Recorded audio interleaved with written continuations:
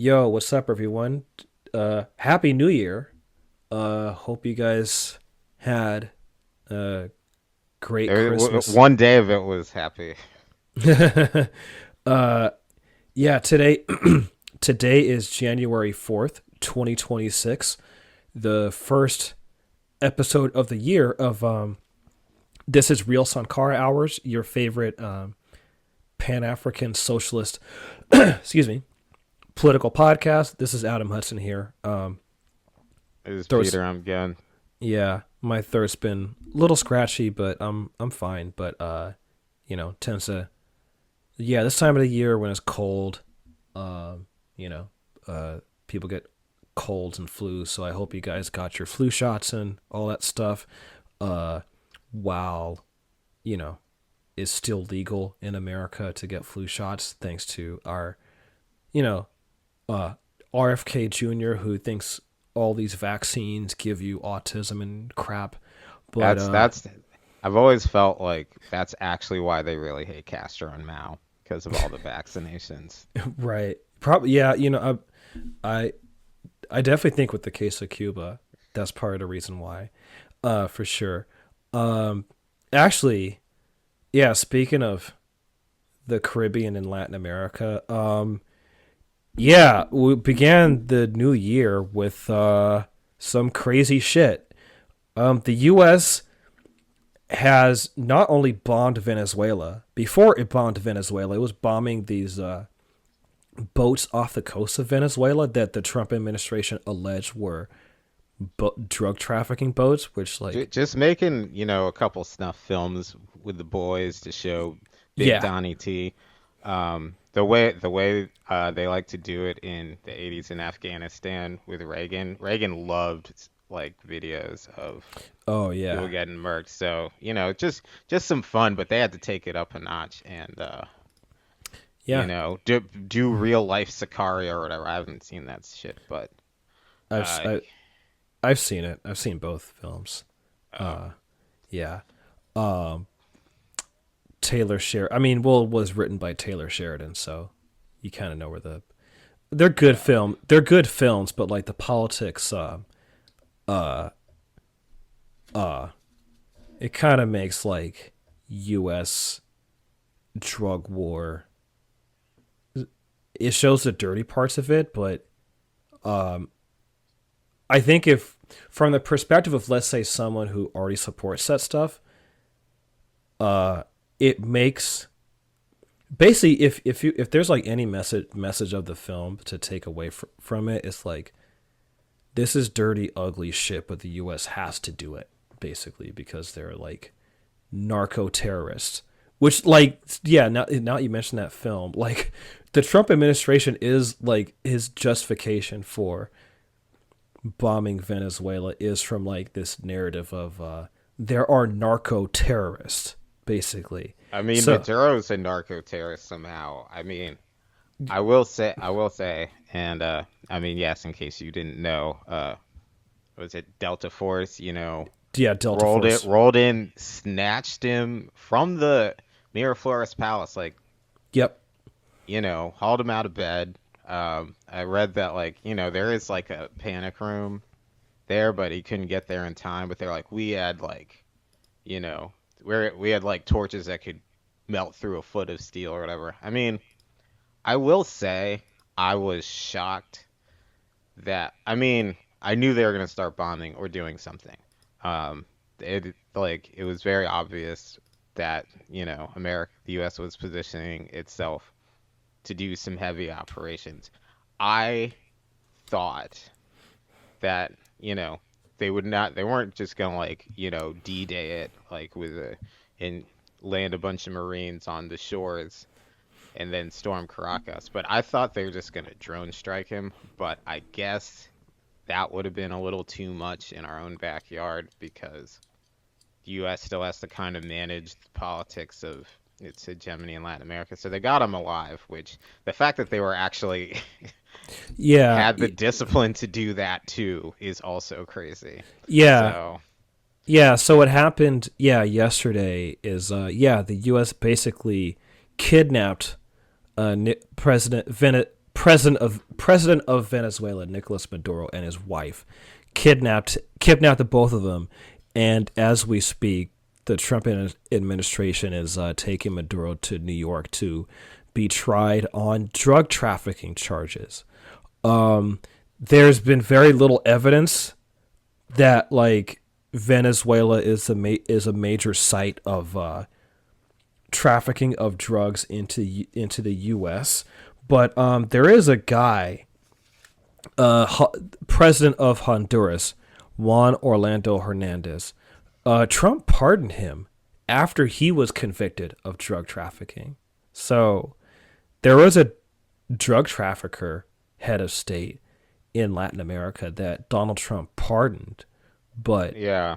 I mean, um, there are narco states, yeah, but Venezuela's not one of them. right. And that's the other thing that shocks me is um, that they're gonna put him on trial. This is gonna be the most idiotic show trial of all time. It's gonna be like, I mean, the more probably the best comparison we have is 1989, the U.S. invasion of Panama and the basic extradition of Manuel Noriega in Panama, uh, who I think, there's a stronger case that like he was trafficking drugs in Panama, Yeah, but because the he U.S. was told him to. he was a CIA asset, exactly. Yeah, so like this is under President George H.W. Bush, who's no longer with us, but before he was president, he was head of the CIA, and Noriega was a CIA asset under Bush. But then, sometimes what happens with, for CIA assets, they do something that the U.S. doesn't like, they turn against them, and then so like it got framed that Noriega is this bad dude, but like I mean he was, but he was previously the U.S.'s bad dude. Similar with Saddam Hussein in Iraq during the 80s, from 1980 to 1988, during the Iran-Iraq War, the U.S. supported Saddam Hussein in Iraq's war against Iran because that was after the Iranian Revolution in 1979 with the overthrow of the Shah. And so so there was that war between Iraq and Iran, and the U.S. supported Saddam Hussein, and then later on the U.S. would there'd be the Gulf War, the Persian Gulf War, then the 2003 to 2011 U.S. invasion and occupation of Iraq. So, but I mentioned Panama because like the manner in which this was done, I think was similar to Noriega, where like, this guy is an alleged drug trafficker. The U.S. goes in and like, But even extradites. that was a full-scale invasion. It's Yeah, just Panama is very small, so you could pull it off without much. yeah, Uh, I don't. I mean, it remains to be seen because then Trump said he just said the U.S. is going to be running things, yeah, which like I'm glad that he said that because it kind of just put it. Though apparently the Nobel Peace Prize winning opposition leader is not. yeah, In line. So I don't know how they're going to manage this without occupying the country. The vice president of Venezuela, was sworn in, so she's the acting president now. yeah. Without obviously they still recognize Maduro. I mean, I just want to before we get into like the larger context of it, Mm-hmm. just like take a second to realize how fucking insane this is, Right. Yeah. I honestly can't think of a single time this has happened where, special forces just storm the, residence of the head of state, snatch them, and then like haul them off to, okay, New York. That is the other thing. I'm like, obviously, I'm always, like, why did they bring him to New York? I wonder if they worked that out when Zoran met Trump, it makes me wonder a little bit. But like this is, obviously illegal. That doesn't matter. They don't care about that. But it is like an insane precedent, and I don't know. Like this is insane. Like this is an insane. I mean, they even waited like 3 days before they killed Soleimani. This was January 2nd. So, um, you know, I guess Yeah. start the year off right. But to the larger context, Yeah. Yeah. So Peter, yeah, you go ahead and lay out some of like the context, particularly with like Maduro and the legacy of yes, Chavez. Yeah. because everyone's saying this is just like Iraq. I would say the difference is that the political movement slash regime that has been governing Venezuela since 1998 has always been an enemy of U.S. imperialism, and that is, in fact, why it has been targeted the entire time. I mean, Chavez was I think he was a general, rose to prominence. Basically, there was a failed coup in '92 um, in response to, I mean, the history of the Bolivarian Revolution basically dates to like 1989 when there was like an insane sort of IMF austerity regime. There was an uprising called the Caracazo that killed 3,000 people died in that. I mean, it was very repressive. So that was when Venezuela was a democracy, to be clear. Um, that was that was the past that all the rich white Venezuelans yearned for was the Caracazo. Um, but Chavez, he became a national figure and then he ran for president in '98. And initially he wasn't actually that radical. I mean, he was really more of a social democrat. And then in 2002, the U.S. tried to coup him and failed. In 48 hours, basically, the people took to the streets and reversed it. And since then, he he became a lot more radical in terms of actually bringing uh, the oil industry under full state control, and most horrifyingly of all, using the oil revenue to benefit the poor. And to like, if you go back, and I mean, I remember reading articles, you know, 2011, 2012 is probably when I first started, sort of learning more about Venezuela. Like this was why people, The Economist and the business press were mad at Chavez, why they didn't like him, because he was wasting. I was going to be able. He was wasting the oil money on the poor.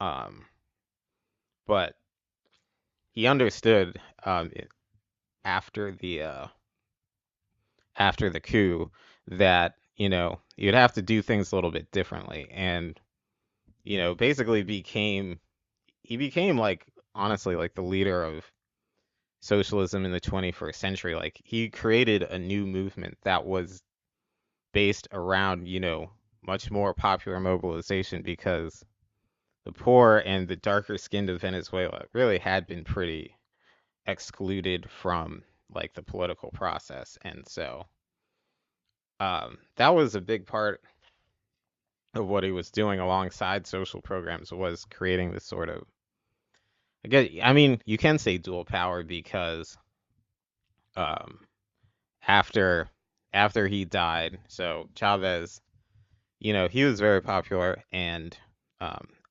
but he died in 2013 of cancer, which a little bit suspect. I'll just say, Oh, by the way, just to interject a little bit about Chavez.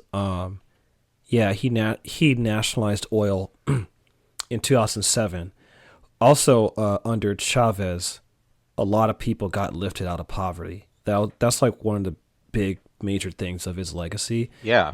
Yeah, and another thing you mentioned, Peter, which I'll contextualize later, but like I want to add because you mentioned, he like really represented the poor and the darker skinned of Venezuela. Hugo Chavez, he acknowledged his African roots.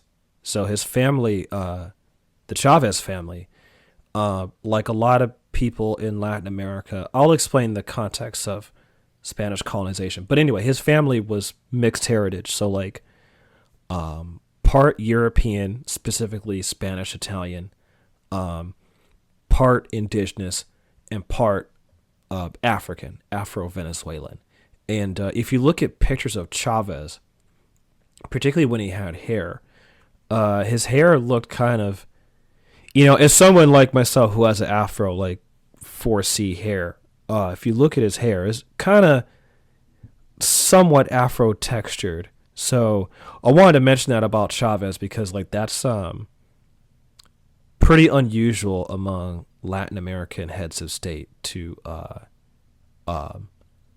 well, not just proclaim blackness as part of their heritage, but to also have some actual blackness in their heritage. Because if you look at a lot of heads of state in Latin America's history, a lot of them tend to be white, European, Spanish descent. So anyway, I thought I'd mention that about Chavez Yeah. because I mean, you couldn't go very far on Twitter in the Venezuelan opposition part of Twitter, the SOS Venezuela, uh, back in the day when they thought you could just do color revolutions with hashtags. You couldn't go very far without people just calling Chavez a monkey. So it was the opposition was pretty openly racist for a long time, and the NED had to really put in overtime work to make this sort of weird woke. You have to center the experiences of Venezuelans, you white splaining leftist bros, which I guess is the only people that left can be. Um, sorry, I had to laugh at that. yeah, yes. I mean, there were like George Quisarello Maher, or there were like a subset of like puka shell necklace wearing type dudes who you know went to Venezuela during their gap year or something and had their lives changed.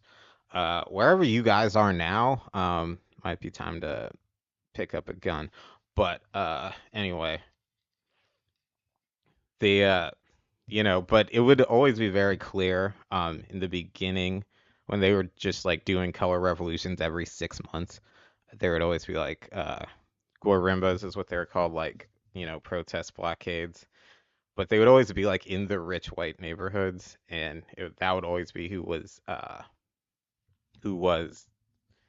manning these protests back when the government was more popular.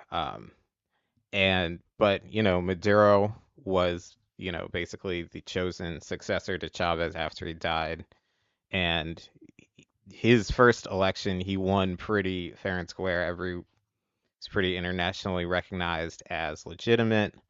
And almost immediately after that, because there's this whole thing that like Chavez was just living high off the global commodities boom. Oil prices were a lot more expensive, back in 2007, 2008. In the 2000s, I mean, um, comparatively speaking, because I remember in 2014, and this was all under Obama, to be clear, uh, that like they did something that crashed the oil prices, and I remember this very specifically because I was doing delivery driving then, and they sent us a little piece of paper with the worst graph of all time explaining why they were lowering our delivery fee because we'd get like a flat delivery fee for gas for every delivery we had. They were lowering it because oil prices fell, and that was, in many ways, a way to punish Venezuela alongside just introducing a whole bunch of sanctions. And the thing about about sanctions, especially when you're in the Western Hemisphere, is that it just makes it really hard to buy anything because, you're just locked, like banks won't give you money in US dollars and, you're locked out of the international financial system. And so, yeah, I mean, the sanctions worked and you can say, Maduro mismanaged the economy. He's not an economist. Okay. I also would just love to see any liberal, or really any person who knows how to manage an economy under, you know, sanctions that every article described as crippling. So, it's been a long time and, the Venezuelan economy has tanked pretty heavily and, it had gotten to the point that his base of support, working class, darker skinned working class people, many of them did have to leave. So it is a little more complex than like all of them being Gusanos, but um, certainly the Gusano industrial complex has been in overdrive, and they finally got their own in Marco Rubio. I mean, I guess we'll go past uh, the other manifold attempts to dislodge Maduro after I will say that the 2018 election was also like that was pretty legitimate. You really could only say that the last election was a little shady because like they would like release vote totals by precinct and everything. Like Chavez, especially like prided himself on having like a very transparent election system. But the other thing is that when you have an opposition that refuses to engage in good faith ever and, takes all of their orders from the United States, then like it's basically impossible to have a functioning election system, So I don't know what to say. I mean, I think that I would probably say that most liberals like imagine if the liberal fever dream idea of Donald Trump being a Putin asset were true, like, wouldn't people want the Supreme Court to prevent him from running for president if he actually was, a a proven foreign agent and like was saying like when I get in power, I'm going to invite Russia to intervene in this country. Like I would imagine that most people would not want someone who is that to be allowed to run for president of the United States. So just to think about it like that, that is the state of the Venezuelan opposition at its most coherent because usually like they couldn't, they kept failing because they were just completely disorganized and didn't really do any actual work to win popular support among the people. Um, but basically, uh, Maduro also, I will say, probably like after 2020 is when I kind of started to notice that, um, sort of the more popular mobilizational elements of the Bolivarian revolution started to stall out, and Maduro didn't. It didn't really seem like he had the, I guess, flair for that element of being a leftist socialist leader. Most of my criticisms, I mean, my criticism of Maduro come from a socialist standpoint, and so um, he did kind of abandon that, the social programs. Not, I mean, because he kind of had to, and was forced to sort of do some austerity to, kind of renegotiate his way into sanctions relief. Um, like working with the Biden administration on deportations and stuff. Because, Venezuela has been a sieged state. Like it's had to have a siege mentality the entire time. So, once again, I would just like to say for anyone, you know, who like knows so much, has so many opinions about this, like exactly what it is you think that he should have done. And I think there are definitely things that could have been done. Um, I think that I think that he should have uh, gone further in mobilizing people to take over the economy, but um, he didn't do that. And it's not like there wasn't corruption, but there's corruption in every country. Okay. Including this one, including Yes. like I mean, we don't. America doesn't call its system corrupt, but like Even you know, before Trump, like, I mean, right? Yeah, like when you I mean, campaign finance, what we call campaign finance in this country, is really a euphemism for fucking bribery.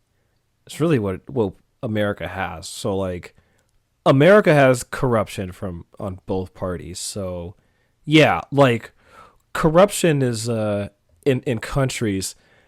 I think that's like neither a left wing nor right wing thing in terms of system of government. Like you see it in a lot of countries.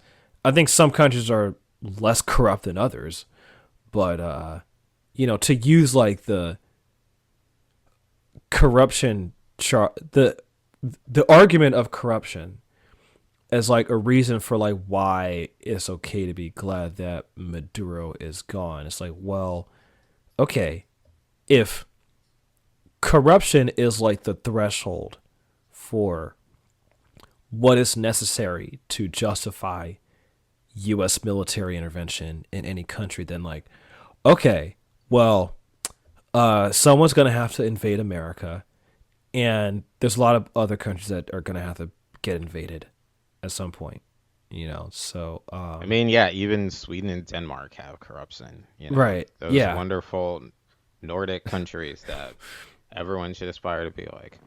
yeah, Um, and that yeah, they got their own issues with racism too. I mean, yes. like they're not exactly, uh, you know, they're not exactly like utopian, societies.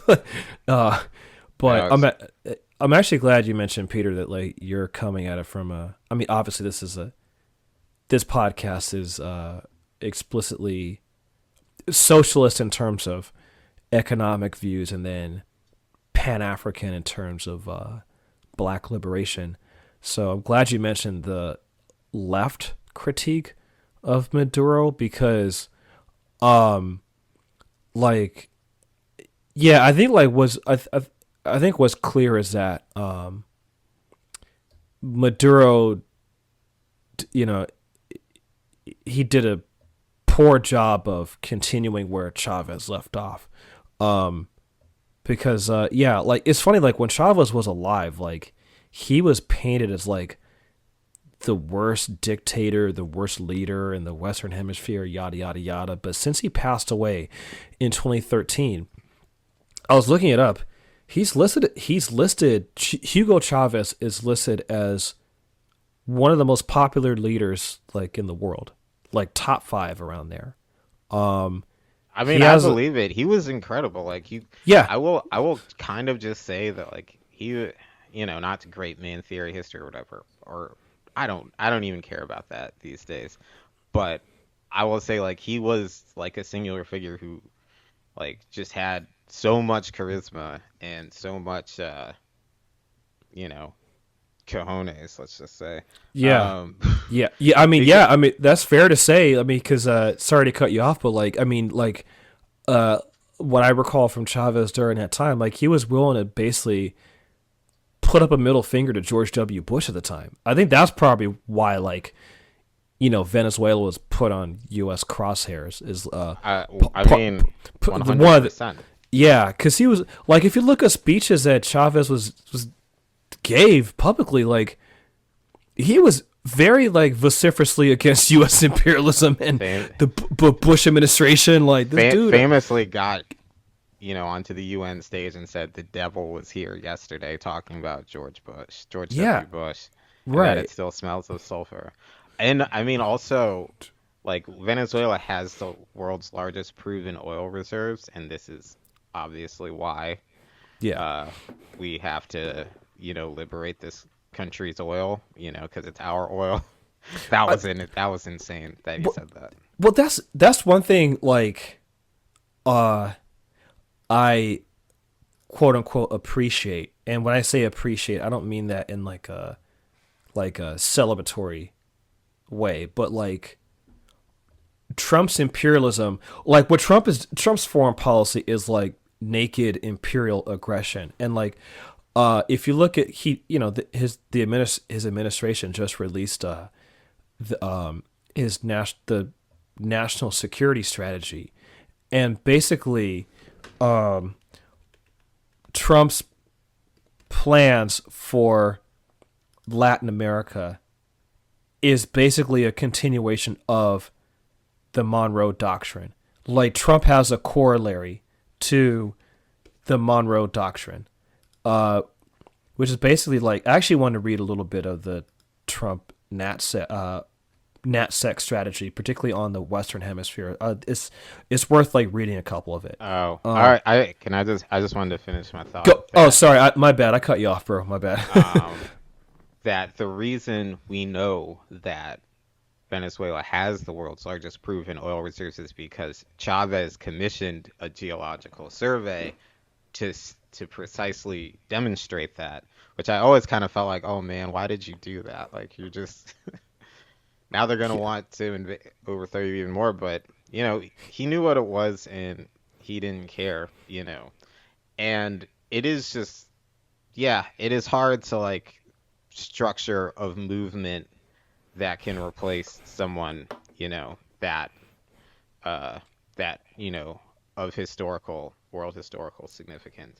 So once again, from a dialectical perspective, I guess, what it is that like the Bolivarian Revolution should have done, um, is not, I don't have an armchair, so I'm not an armchair leftist, but hmm uh, you know, I don't even know how you argue that from an armchair leftist perspective. All Argue what? Argue what again? Like right. argue. What the Bolivarian Revolution, the PSUV, the United Socialist Party of Venezuela, what they should have done. Oh, I see what you're saying. Right. Yeah, that would be like, yeah, from a armchair of leftist in the U.S. perspective. Yeah, it'd be hard to like, you know, yeah, say what they should do. Um, but like, you know, hold on. So actually, let me read a bit of from the Trump NatSec strategy, because for those of you, just as a refresher about what the Monroe Doctrine actually is, uh, for anyone who paid attention in history class, or because this was established by President James Monroe in 1823, so over 200 years ago. Basically, it was President Monroe's doctrine that the Americas was off limits to European colonization. It was basically like establishing spheres from the old world and the new world that basically, in exchange for the U.S. not interfering in European affairs, which is the old world, then Europe would not intervene in American affairs, and essentially to assert U.S. imperial influence in the Western Hemisphere, and essentially treat Latin America and the Caribbean as the United States' backyard. Um, and a lot of that actually has also is also tied to at the time in the 1800s.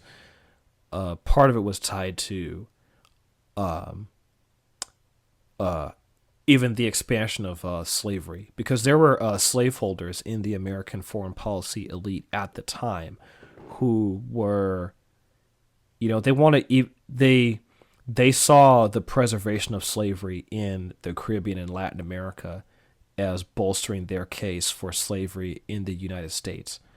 and there were shared economic interests when it came to the global system of the transatlantic slave trade, particularly in the Western Hemisphere. So anyway, that's the Monroe Doctrine. Essentially, this American foreign policy doctrine that Latin America and the Caribbean is the United States' backyard. In return for the U.S. would not interfere in European affairs. Um, the Trump administration, I mean, there was the Roosevelt corollary to to the Monroe Doctrine, which by Teddy Roosevelt in 1904, which basically it added to the Monroe Doctrine that the U.S. had a right to intervene in Latin American countries to ensure stability, and basically like for the U.S. to act as the uh, global cop in Latin America. So there's a Monroe Doctrine in 1823 and the Roosevelt Corollary in 1904. And in the year 2026, well, this NatSec strategy was released late 2025. So 2025, 2026, Trump, President Donald Trump has his own corollary to the Monroe Doctrine. So I wanted to read like uh, um, a couple passages from. I'm not going to read the whole thing, but I will include a link to it for people who want to read it. It's 33 pages, but it says in the section on Western Hemisphere, the Trump corollary to the Monroe Doctrine. After years of neglect, the United States, this is what it says. After years of neglect, the United States will reassert and enforce the Monroe Doctrine to restore American preeminence in the Western Hemisphere and to protect our homeland and access to key geographies throughout the region. We will deny non-hemispheric competitors the ability to position forces or other threatening capabilities or to own or control strategically vital assets in our hemisphere. Obviously, a strategically vital asset would be oil. This Trump corollary to the Monroe Doctrine is a common sense and potential restoration of American power and priorities consistent with American security interest. Our goals for the Western Hemisphere can be summarized as enlist and expand. We will enlist established friends in the hemisphere to control migration, stop drug flows, and strengthen stability and security on land and sea. We will expand by cultivating and strengthening new partners while bolstering our nation's appeal as the hemisphere's economic and security partner of choice. It also says the United States must reconsider our military presence in the Western Hemisphere. This means four obvious things: a readjustment of our global military presence to address urgent threats in our hemisphere, especially in the missions identified in the strategy, and away from theaters whose relative import to to American national security has declined in recent decades or years. A more suitable Coast Guard and Navy presence to control sea lanes to thwart illegal and other unwanted migration, to reduce human and drug trafficking, and to control key transit routes in a crisis. Targeted deployments to secure the border and defeat cartels, including, where necessary, the use of lethal force to replace the failed law enforcement only strategy of the last several decades, and establishing or expanding access in strategically important locations. So basically, to kind of summarize that, what the Trump administration is laying out is essentially that the U.S. empire and its military is basically going to focus more on Latin America and less so on the Middle East and the Asia Pacific, because I think what the Trump administration its assessment is that like in the face of having to deal with the rising power of China and also Russia, that the U.S. That basically they don't see as, I think what the Trump administration sees is that it's not worth it to try to expand U.S. empire in regions like the Middle East and the Asia Pacific. Under Obama, there was an Asia pivot where like Obama expanded the U.S. military in the Asia Pacific to counter China. Trump is basically what he's doing, I think, is like it's not that like Trump likes China, but it's more like kind of hedging of bets, like that it's not worth focusing so much on the Asia Pacific and more on Latin America, where I think the Trump administration sees that it's easier for the U.S. to flex its muscle in Latin America compared to other regions where it does have to deal with the formidable power of China, not just China's military, but particularly China's economic and economic power, and even its China's political appeal with other countries. So I think like this is kind of I think part of this emphasis on the Monroe Doctrine, as I think it's like a recognition that the U.S. empire is declining in relation to the rise of other countries. So in order for the U.S. to flex its muscle and to stay relevant as its global hegemon, it needs to reassert the Monroe Doctrine in Latin America and the West and the Caribbean, where it's dealing with countries that, for the most part, couldn't really put up a fight, particularly militarily, against the United States. Whereas, like, compared to if the U.S. were to do that in Asia Pacific, it would have to deal with China. And so I think it's important to put this week's recent events, this weekend really, because it's happened on today's Sunday, so this happened like just this weekend. Put this weekend's events in this context of the United States basically focusing more on Latin America in terms of imperial dominance. So hence why the U.S. kidnapped Maduro, and now like with Trump, the cat's out of the bag with Trump. That's the one thing like that is unique with Trump as the head of American empire. With previous presidents, they would have to couch America's imperial actions through like other rhetoric, like, oh, we're doing this for democracy, Israel has the right to defend itself, terrorism, yada yada yada. Trump is making the narco-terrorism arguments, but he's also said several times that the United States wants the oil in Venezuela, as you point out, Peter, that Venezuela has a shit ton of crude oil, which, by the way, the United States needs. So to make it more on the ground here in the U.S., so there's different types of oil that you can take out of the ground. There's the crude oil, the medium oil, and the light oil. The light oil is like kind of light colored and somewhat looks like a smoothie a little bit.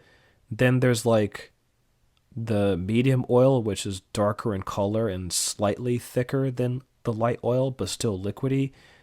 Then the crude oil is like probably the oil that I think comes to a lot of people's minds. It's black, it's thick, viscous. The crude oil is what you need. That's the oil you go to get refined. And so in the U.S., there's a lot of oil refineries in the U.S. There's oil refineries in particularly Louisiana, near the Gulf of Mexico, which Trump now calls the Gulf of America. But like, that Gulf region in Louisiana, it's obviously going to be like a place to refine oil coming from South America, like Venezuela, right? Here in the Bay Area where I live, cities like, okay, if you were to drive like near Martinez and Richmond, California, these are both in my county, there are oil refineries there. So, the U.S. domestically has oil, but the U.S. has more of the light oil. So the U.S. the oil that the U.S. pumps out of the ground in like the plains area, like the Dakotas, that's lighter oil, so it's not crude. The U.S. needs more crude oil versus the light oil that it has sitting underneath its soil. So the crude oil, because you can refine it, you can use it for a bunch of different purposes beyond just gasoline. Like, for example, plastic, that comes from fossil fuels. So with crude oil, you can refine it and do a lot with it compared to the lighter oils that require less refining. So the U.S. has a lot of oil refineries, and so obviously U.S. oil companies are going to benefit. They're going to get easy access to crude oil in Venezuela that they can refine and then sell on the market and profit from. Because again, since 2007, under Chavez, Venezuela's oil was nationalized, which basically meant, kicking out the private sector. Maduro obviously kind of relaxed that a little bit. But now it's like, I think with Trump, this is pure naked fucking robbery. So the Trump, he said it openly in the press conference. And we're going to probably talk about this. We're definitely going to talk about this in a couple minutes, the responses of people on social media.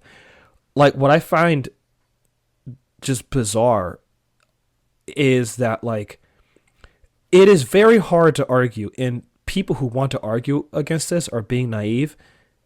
Trump's intentions are very clear. It is about the oil, and he said it clearly that he said that the plan is that the U.S. will control Venezuela for the time being, even though the vice president is now the head of state. So, like, I don't know how that's going to fucking work out, but the U.S. is going to control Venezuela and focus on the oil infrastructure and Venezuela's oil. And there was I think a reporter had asked Trump back in late 2023, but he basically said that Venezuela is our oil, like ours as in the U.S.'s oil. So there's this entitlement that the American empire, which Trump is openly voicing, that, like, hey, the oil in the Western Hemisphere belongs to the United States. It doesn't belong to Latin American countries. So this is pure naked imperial aggression, and it is totally about oil. Like, I don't know how much more clear Trump could be about his intentions in Latin America. It's not about human rights or democracy. It's definitely not about fucking drug trafficking because, yeah, like, look, there's very little to zero evidence that Maduro is like a fucking, like, drug kingpin or whatever the fuck. That Yeah. he's like, I mean, I will say, like, it's so flimsy that he could actually beat the case. Like, right. He probably, yeah, that's a good point. if it Yeah. if it were a real trial, he would beat it because they Yeah. got nothing. They had to pivot. I mean, it actually is kind of telling that they had to pivot from the Cold War language, um, of, him being an evil communist socialist to this drug trafficking thing because, like, Yeah. even just calling him an evil socialist, like, isn't hitting the same way. Mm-mm. And yeah, after the since the 90s, a drug war which the U.S. created, um, Mm-hmm. has Yeah. been it's been the primary mechanism through which the U.S. asserts hegemony in Latin America. Yeah. But yes, to your point, it is. I mean, that's why I find, like, all the, and as I said, there's been regime change ops on social media about Venezuela for Yeah. Let's talk decades. about that. Yeah. Let's talk about that. SOS Venezuela. The real heads know, right? The real heads remember. I remember. SOS Venezuela. I remember that. I think it was for the Guaido thing. Yeah, it was like the day that it was either Guaido or it's an earlier one. I don't keep a diary, so I can't tell you specifically, but I remember very specifically that Twitter's auto translate feature got a lot better that day. Um, that it was like before, people were like tweeting and you could do translate in Spanish and it would be a complete sentence, which it never was before. And it was, obviously, human rights, whatever, blah blah blah, free Venezuela. Um, which is to say that, uh, yes, social media has been a active battleground in the U.S.'s campaign against Venezuela. So, you know, I'm not on Twitter X anymore, and blue sky is really it's really not important enough for anyone to care about. But Adam and I've really gotten Adam more into bitching about threads because I Yeah, yeah, you did. Yeah, I go on it uh when I hate myself. and I Peter dragged me into it. Just like it's like good. Actually, yeah, we've been talking a lot about threads. Like threads is from what we remember like the days of Twitter. So like in the 2010s when I was doing a lot of my freelance reporting and writing on Guantanamo, drone strikes, the U.S. war on terror, police brutality, gentrification. Like I was pretty active on Twitter during that time, and I remember during that era of the Obama era, it would be good to kind of like mention it because I'm seeing like this.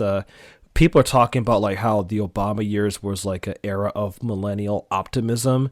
Well, Zoomers are saying this because like I think because Zoomers were like they were too young. They were watching like Paw Patrol during that time, and so now they're like in their mid to late 20s, and they're like, "Oh my gosh, I wish I was like a millennial hipster living in Brooklyn in 2012." I'm like, "What the fuck?"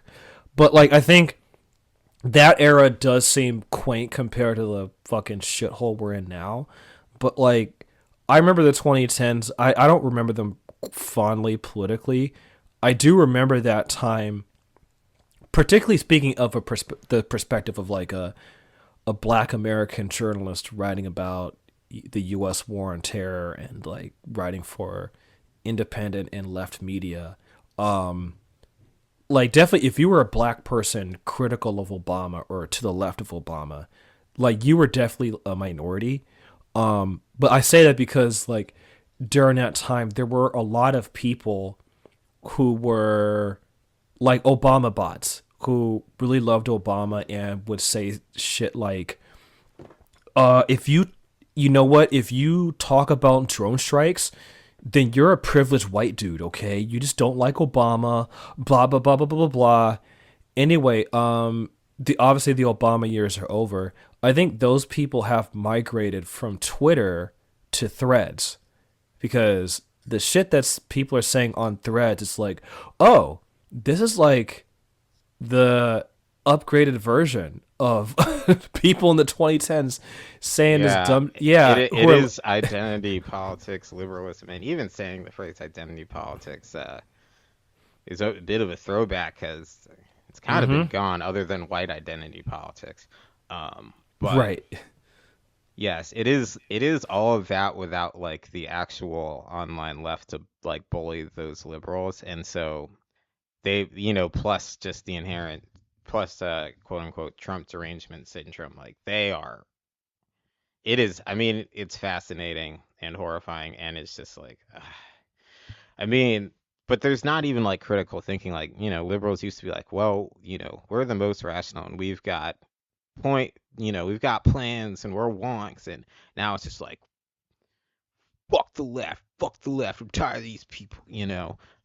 And it's all Oh that, yeah, yeah. which is to say that still. And I would have thought I thought Trump had like basically gutted the NED is the National Endowment for Democracy, and it basically kind of runs the more soft power kind of coup stuff, color revolution type stuff. Reagan created it as like a cutout from the CIA to do it's a little more academic focus and stuff. As opposed to, just fucking send in, instead of just black ops type stuff. And I'm not saying that everybody on Threads who's saying this is it, works for the NED or how that's not even how it works these days or whatever. Some of them certainly are. Like I was seeing stuff where I was like, okay, these people are definitely bots, or some of them were just straight up Israeli. But it's fascinating that they're still using the like, you know, we must center the voices of Venezuelans right now and, support Oh them in their struggle for liberation. god. Oh god, the century. Yeah, keep going. I have a lot to say, but oh fuck. Yeah, keep going. And and I'm just I'm like, yes, I'm shocked that they're still doing this. Like, who is this for? Because even the libs, seems like the boilerplate liberal response is like, well, he should do this with Congress. Like, I don't want Congress to authorize any of this crap. Um, I don't know why people think that's like, oh, the only thing I'll say is like going going back through old 19th century history, it is actually crazy that, the dysfunction American political system, like Congress was able to function enough to always like approve wars, and genocide in the 19th century. And um, it's just interesting that like there was a long time where like, yeah, the idea of getting congressional approval to do like as a stopgap, as a check on imperialism, has not been true for most of United States' history. Um, but yes, like they just say like, oh, he should get congressional authorization, but they think it's cool that he did this. So I don't know who the like, yeah, like I just don't know who all this like woke regime change propaganda is for, because it just seems like really out of step of like, we've got the NAFO boys these days, so like why do we even need any of this? Like you know, long and filled with adjectives, kind of, soft focus regime change shit. I just find it very odd that they're still doing it. Yeah, my I have a lot to say on it. Actually, I'll just flesh it out. Um so yeah, okay. So the whole like oh, if you're not from Venezuela, you should shut the fuck up right now. I've heard that. Um Basically, well, what's funny is that like whenever I've looked at the profiles of people who say that, like particularly on Instagram or wherever, their profiles are pretty apolitical. They don't talk about politics. Like, oh, okay, like do you actually care about Venezuela? Like, or are you just like chiming in right now and just saying like everyone else shut the fuck up, blah blah blah blah. Um, Here's the thing, like I've obviously yes, this is not Iraq, this is not Afghanistan, but there's a lot of lessons you can learn from that. You don't need to be from said country at the receiving end of U.S. firepower to have an opinion on it.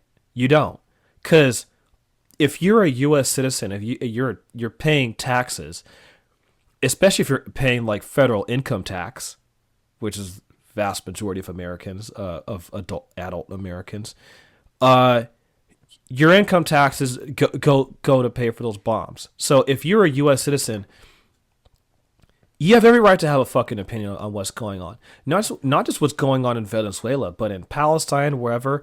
In fact, I would argue that if you were a U.S. citizen, if you were a U.S. taxpayer, it is not just your right, like you're obligated to speak out against U.S. imperialism. Because if it wasn't for the tax dollars of Americans, like you would, like the U.S. empire, like you wouldn't have it. Our tax dollars go toward funding the U.S. war machine. So therefore, yeah, if your hard-earned tax dollars are being used to fund a bloated war machine, you have every fucking right to say like, hey, you know what? I don't want my tax dollars to be spent on this. It doesn't matter if you're from Venezuela or not. It doesn't matter if you're from Iraq, from Palestine, from Sudan, Afghanistan, Pakistan, Somalia, Libya, Syria. You can go down a list. Like, okay, sure, if you're coming from a country outside the U.S., right? You're going to have a more intimate, more likely, not always the case, more likely going to have a better intimate understanding of, like, let's say the culture of that country compared to the average American. Now it also depends on, like, okay, like there are a lot of immigrants from different parts of the world who come to the US. um not all immigrants in the US are that in touch with their home countries that much. Like this is some I've particularly as someone who's a descendant of enslaved Africans, our narrative, like our story in the U.S. is very different than that of immigrants, right? So there are things like about like the immigrants, like in their specific cases that like I wind up learning. Um, and I guess that's one benefit of living in California because like there are a lot of people here of immigrant backgrounds, not just first generation, but like their parents or their grandparents were immigrants and they're still here. But like let's just say in the case like people of Latin American heritage, either Mexican or Salvadorian or Guatemalan or etc. Not all Latinos in the U.S. go back to their countries all the time, right? So if someone is like an American of, let's say, Venezuelan, Colombian, Mexican heritage, they may have a better knowledge of their country's culture compared to the average American, but their knowledge is also limited because the thing is they're still living in the U.S. And let's say they come to the U.S. when they're very young. Let's say when they're like, when they're like 5 or 6 and they're an adult. For the most part, they're Americanized. They're American. They don't have like, not all of them have that deep, intimate of knowledge of their home countries because not all immigrants go back and forth to their countries all the time. So when people say like, center the voices of Venezuelans, here's the thing. With any ethnic community, you're going to have a range of opinion on a variety of things. Black Americans, like, there's some things that like we're pretty much in agreement on a lot, but like even among Black Americans, there's like a range of disagreement on issues, right? Same with Latinos, same with Venezuelans. You can find like when people say this blanket statement, you need to listen to Venezuelans. Which ones? Which Venezuelans? The Venezuelans who are here in the U.S. and have been here for like, let's say, I don't know, about a decade now and barely go back to Venezuela? Like, how intimate is their knowledge of Venezuela now, right? Especially if they've been living in the U.S. for quite some time. And are they super in touch with family back home? Do they have like relatives back in the country that they're back in their home country that they keep in touch with, right? Like, what people like them, people who just got here from Venezuela, people who are conservative Venezuelans, people who are kind of moderate, people who are liberal, people who are leftists. There are Venezuelans who, yes, are very critical of Maduro, and you can argue would have like a legitimate grievance against Maduro and the way Maduro's running things. Totally true. You could say the same thing about Iraq, Afghanistan, Vietnam, Libya, Syria. Go down the list, right? Then you can find Venezuelans who like are in support of Maduro or who have mixed feelings, right? Similar with the U.S., Americans have a range of opinion, right? So when we say when this blanket, standpoint epistemology theory talking point, which is center the lived experience and the voices of blah blah blah blah blah, that's so fucking vague because it doesn't take into account that people of different communities have a range of opinion. So if you want to get to know a community, you should probably get to know people who are from different income levels, different backgrounds, different immigration narratives. Like I said, some people are very newly arrived immigrants. Some people have been in the U.S. for like 15 years and barely go back to their home country and are Americanized, right? So, and even among them, they have a different experience of what it means to be a Latino immigrant, right? And then even among them, there's different people have different politics. And another thing, this is the one thing I want to mention, then I'll continue with that, my thought on this. But like, what's really important to keep in mind with the Latin America, the history of it, Latin America has its own history and legacy of white supremacy and slavery. The majority of Africans kidnapped during the transatlantic slave trade went to the Caribbean, Central and South America. Particularly, one of the major destinations was Brazil, and then also the rest of South America and the Caribbean. Venezuela was one region that, there were a lot of Africans taken as slaves to that country. Hence why someone like Hugo Chavez has African blood in him. And in North America, the way slavery and race was structured was different than Latin America. I've mentioned this a lot of times on this podcast, but it's worth revisiting. But in the U.S., the U.S. has a one drop rule. So like, I know this is an audio podcast, but like, Peter, he is black. Peter, you are black, but you white mom, black father. But like, if you were to meet Peter, like Peter's very, you know, paler, pale skinned, right? But I look Latino actually. yeah, right, yeah. So and so yeah, like now let's say if Peter were to go to Latin America, he may be people may think he's like mestizo. He wouldn't. Peter probably would not be seen as black. Peter may be seen as like another mixed race category, if that makes sense. Now in the U.S., Peter is black, right? Meghan Markle, black, is classified as black in the U.S. Mariah Carey, classified as black. If Mariah Carey were to go to, let's say, Brazil, she'd be considered like another category, mulatto, mulatta, or some other like mixed race category. So in the U.S., there's a one drop rule where like it used to be that if you had like one black great grandparent, you were considered black. But people don't really go by that standard these days. But it's pretty much like the default is if you have one black parent and if you look visibly black, or if you look like you have some African blood in you, you're seen and treated as black and oftentimes identify with blackness, right? And that's because the whole Europeans in North America were very heavy on the idea of white purity. In Latin America, it was different because it was initially the men who went, and those men often had, like, let's say, non-consensual sexual relations with the indigenous women and enslaved African women.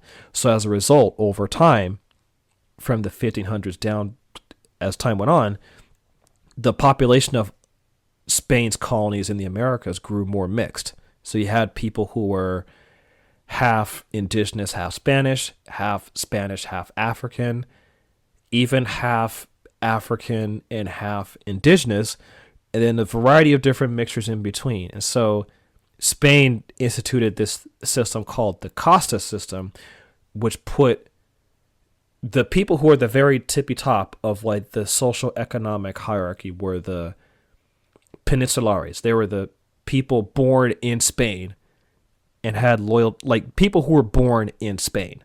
They ran the empire. The whites, the Spaniards born in the Americas, they were the criollos. They still have privileges, but they didn't run the empire. The more like kind of working classes and peasant classes were mixed race people. So mestizos were half indigenous, half Spanish. Mulattoes, half African, half Spanish. Then you had the indigenous people who were like at the bottom, like the lowly peasant class, and then the Africans who are the slave caste.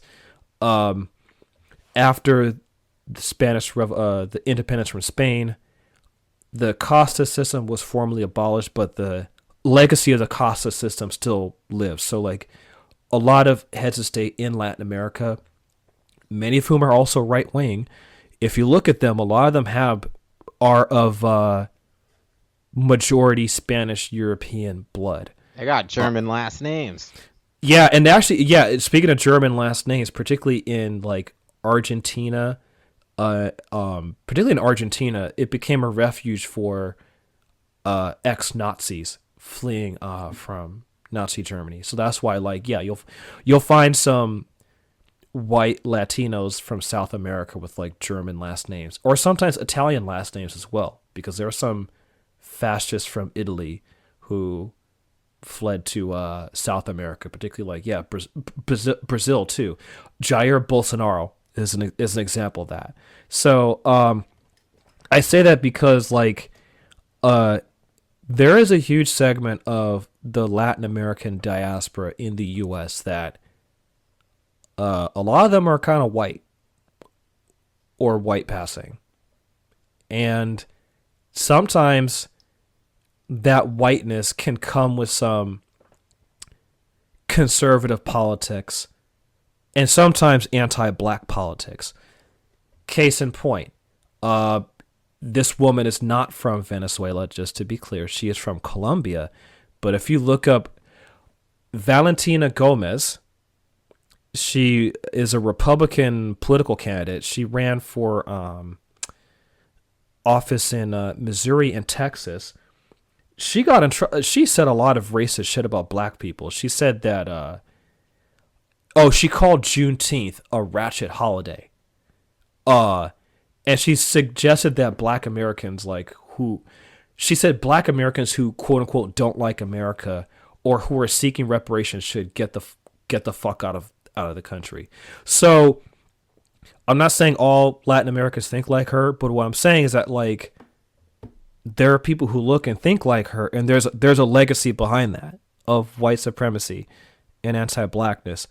And yes, that is important to keep in mind even when it comes to looking at like when people say listen to center the voices of Venezuelans. Okay, which ones? Which ones are we talking about here?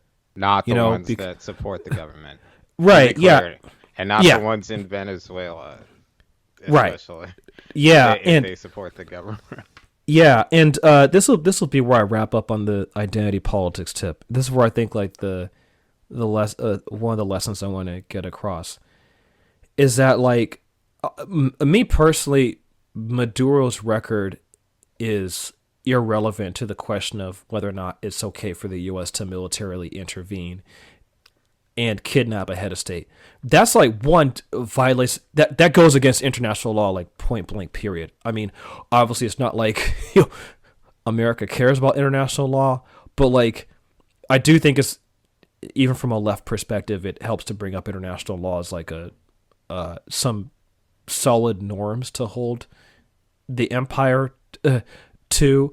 And I think those norms, some of those norms, a lot of those norms are good norms to live by in terms of having like for like actual global stability and international peace and cooperation, which I think would be a good thing rather than, a global hegemon running things. But yeah, it's wrong to kidnap a head of state. Like I mean, just I shouldn't have to even argue that or to really debate that. That's our hot take. Yeah, it really shouldn't. I mean, honestly, and like I said, I think Maduro's record, to me, is irrelevant because here's the thing. I would argue that Iraq under Saddam Hussein was worse than Venezuela under Maduro. Now, that's not to say Maduro was a good guy, and Peter gave some good context, and like I said, there's room to debate like Maduro's regime and Maduro's governance in Venezuela, and like particularly dealing with the context of U.S. sanctions on Venezuela as well, which did hurt the economy. But also like to the extent that, okay, did Maduro even live up to Chavez's legacy? And like, yeah, was there corruption? And he's not a hero, and he's, the country has issues, and there are people who have legitimate grievances against Maduro. I can accept that, right? But I would also add, like, okay, I would also argue that Iraq under Saddam Hussein was arguably worse than Maduro. I would say Libya under Gaddafi was arguably worse. I would say Syria under Assad, under Bashar al-Assad and his father's predecessor, was worse than Venezuela under Maduro. I would even, this is undeniable, but worth mentioning, Sudan under Omar al-Bashir is way worse.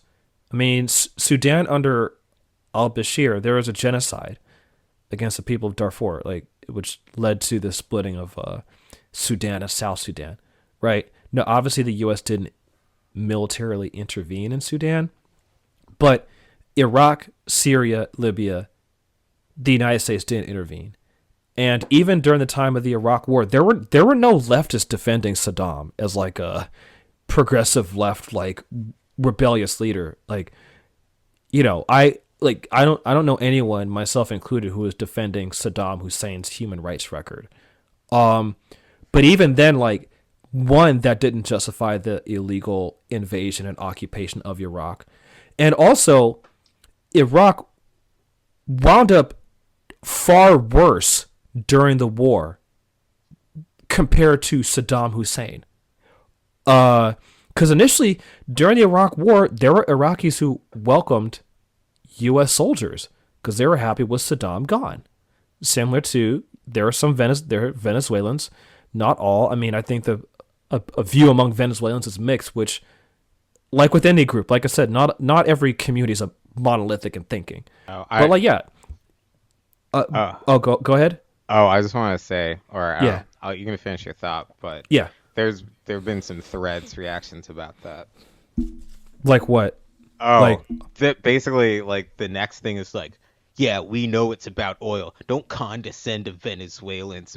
They don't know what's in store. Let them have their joy. We've gotten into like reclaim oh, Venezuelan joy now. okay. I mean, cool. Well, hey, okay. Well, let's concede that argument for the sake of argument. Okay, let them have their fun. The Iraqis had their fun. Then what happened next? Like those same Iraqis started. They organized to kick the U.S. out of their country. Yeah, those same Iraqis wound up joining the insurgency against the U.S. And then there was also like even a civil war as well in Iraq between like different factions. Um, uh, there were Libyans who were happy with Gaddafi overthrown, right? But look at where Libya is now. Like you could argue in many cases, Libya is worse than it was under Gaddafi, right? Assad. I mean, look, even during I haven't said too much about the Syrian civil war. I've said a little bit, but the bit I have said about Syria and Assad is that like I'm not defending Assad in his record. There's like a lot to criticize about Bashar al-Assad. Um, but I was also like skeptical about U.S. Covert operations in Syria and the intention behind that. Well, with Assad gone, yeah, there were a lot of Syrians who celebrated it, and I didn't get in their way, um, you know. But I was also like, okay, this is going to be short lived because what happened in Syria next? Israel started intervening in Syria, expanding, its militarism in Syria, trying to take back, trying to take land in Syria to expand the greater Israel. And you know, Assad has like a pretty bloody record on his hands, but in some fucked up way, like he almost served as like this buffer against Yeah, well, yeah. Israel in a Syria was way. part of the axis of resistance, and that's why I had to go. Nothing Yeah, to yeah. And so, like I said, like you can recognize that countries at like the rulers of countries at the receiving end of U.S. firepower, you could acknowledge that like those countries either those rulers either have flaws, are not good leaders at all, are bad leaders, or they're like total fucking dictators and like you know that to me, like I said, it's irrelevant, um, because the thing is that the impending outcome could be worse. And in the cases that I mentioned, well, you it can make that case it with almost always is because, especially these days, there is a time where there's still, I guess it's kind of more of an Atlantic liberalism idea of like, yes, American power, but we should use that power to uplift oh these yeah, struggling nations. And so, yes, we put in a repressive dictator, but at least he brought stability and development, and we'd work that to increase capital flows. I mean, that's why. But still, there was at least the idea of like, stability and development in a pro-American way is desirable. that's not the case. I would say since the end of the Cold War, that it is a much more nihilistic form of intervention and control where the point is to break the state permanently. Yeah, And yeah, so, Libya, Iraq, Syria, all these countries are, you know, just complete basket, going back to Lebanon, really.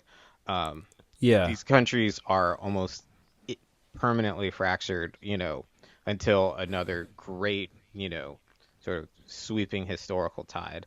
Um, and as far as I would imagine, especially with these motherfuckers in charge, Rubio and Hegseth, like Oh God, yeah, these are not, even the fucking neocons, they like started out as Trotskyists. They read. They didn't just fucking snort Adderall and get shit faced all day at work. These people, when they say like, the U.S. will be running things, but they haven't said how, it's because they haven't figured it out. They're right, just, they're yeah, just like, oh yeah, we're gonna do this. It's gonna look cool. This could be so fucking cool. Nobody's gonna be talking about Epstein for like 2 weeks, man. Then we got the trial, and so that'll, keep it in the headlines in a cool way, and so we can ignore what we're actually doing there. I mean, that was smart, I will say. It was like the one. another thing I'll add, like another country I wanted to add was Afghanistan. I wanted to mention, like, because I remember the reason why I'm bringing up these countries is that, like,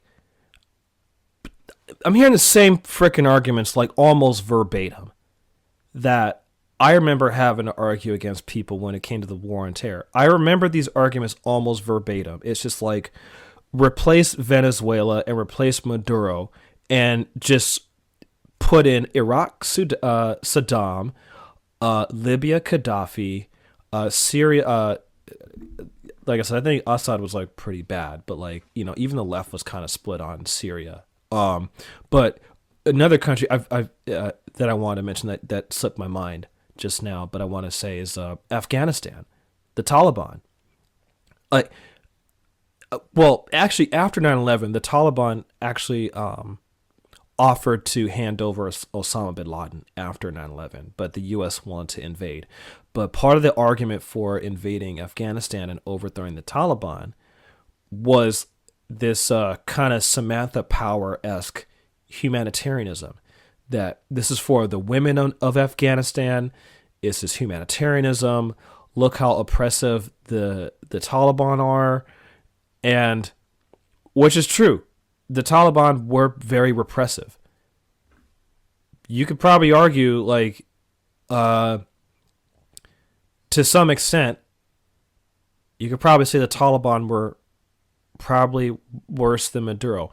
This is why I'm also bringing up some of these countries, because, like, I can think of countries when it comes to, let's say, human rights records, respect for democracy, repression.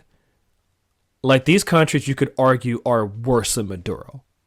You could make a really, now that's not to say that, like, that Maduro has like a great record, but I'm saying, like, if people are going to make that argument, we can go down the list of leaders and countries with I would far. say the number one dictatorship with a horrendous human rights record is the state of Israel, and Right. I've never Yeah. really understood the argument that Netanyahu's not a dictator. I mean, if Maduro's a dictator, Netanyahu's Right. definitely one. He's not Right. leaving. Right, exactly. So, Thank you. I mean, you could say Netanyahu's freaking worse because Maduro's not committing a genocide. but There's even one thing. but He, even he, if he were, doing a democratic genocide, like Netanyahu's also a dictator. Like, right. so, Yeah. But yeah, but like I said, Maduro. Like I said, when we keep going down the list, you can find a lot of leaders and regimes that are worse than Maduro. But the Taliban, yeah, like they were, even again from a left perspective. I remember arguments during that time. There were not a lot of leftists who were defending the Taliban. Now some lefties did make a erroneous argument where they said that the Taliban were the Mujahideen. They weren't. The Mujahideen in the 80s, they were funded by the CIA basically against the Russia's invasion in Afghanistan. That's so. But after Russia left and the Soviet Union collapsed, there's a period of like chaos and fighting within like internal conflict within Afghanistan, and the Taliban kind of like restored order to some extent. That's how they came to be. Was with some help from the ISI. I mean, right? Yeah. Pakistani Right. intelligence. Right. But what I'm saying is that like the Taliban and the Mujahideen are separate entities. Like the Taliban were not an offshoot of the Mujahideen. But yeah, like like the Taliban did get help from like the Pakistan's ISI is definitely like had their dirty hands in Afghanistan. Like there's a lot to that too. But I remember during the war in Afghanistan, the argument I heard from it wasn't even just, by the way, conservatives. A lot of liberals were saying this argument that like Afghanistan is a good war. The Taliban are evil. Blah blah blah blah blah. Like the U.S. military is there for like human rights and women's liberation, and we're there to democracy and yada yada yada yada. Again, the same fucking talking points said now, almost fucking verbatim. And case. So here's the thing. I was reading about particularly there's that guy that Afghan guy who shot at American National Guard in D.C. He turned out to be a member of the Zero units in Afghanistan, which are these CIA-backed Afghan militias that were basically death squads in Afghanistan. And I was reading some articles about those Zero units, and there were Afghans during a war who fought alongside the U.S. As someone who went to Guantanamo, like a lot of the detainees in Guantanamo, the reason why they got sent there was in the beginning of the war, the U.S. handed out these bounties to find like anyone who's allegedly a member of Al Qaeda or whatever. But it turned out basically like there are some people who took advantage of those bounties and started like snitching on people randomly, snitching on people that they had a grudge with. And so those people who got snitched on got sent to Guantanamo, even though like they had no connection with Al Qaeda or the Taliban or whatever. And some of that intelligence did come from the Northern Alliance, who were Afghans who supported the U.S.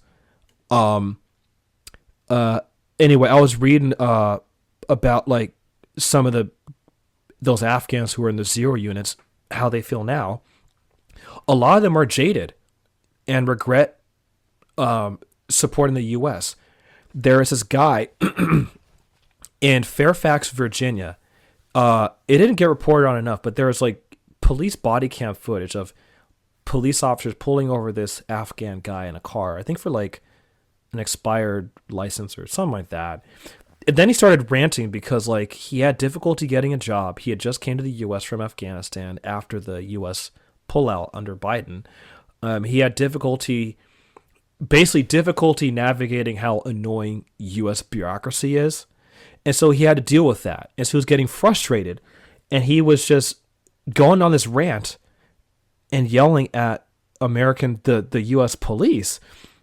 And he was like, I work with you fuckers. You guys are fucking liars. Like, I work with you guys. I was like, he said he was either like in special forces or a translator. Anyway, there's like a video footage of a camera in his car where the guy pulls out a gun, racks aside very quickly, shoots from the hip, and is able to shoot an American police officer. In the vest caught the bullet. Then the police wound up killing the guy. But before the guy died, he said that he said he should have worked for the fucking Taliban. That's what he said. So my point in bringing it up is that, like, at some point you may find people who are of the country who may be supportive of U.S. military intervention. But let's say give it months, couple years down the line, we don't know. Some of those people could wind up fucking regretting it. Afghanistan is a good example of that because, again, there are a lot of Afghans, not all, but there are quite a good number who were happy with the Taliban gone. They did not like the Taliban and initially were okay with U.S. soldiers being there.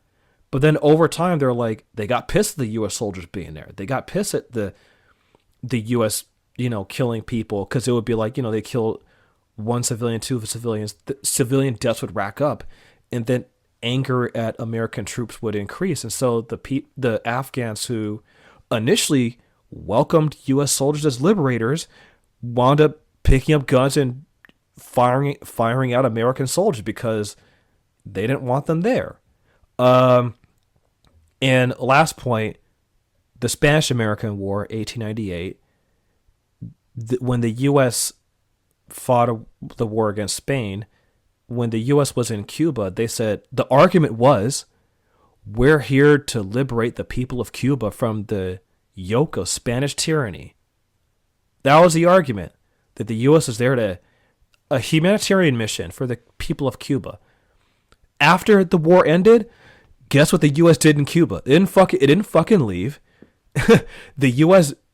built and kept his base at Guantanamo Bay that now Trump is using to send undocumented immigrants to. And before that, the U.S. used as a place to torture people during the war on terror.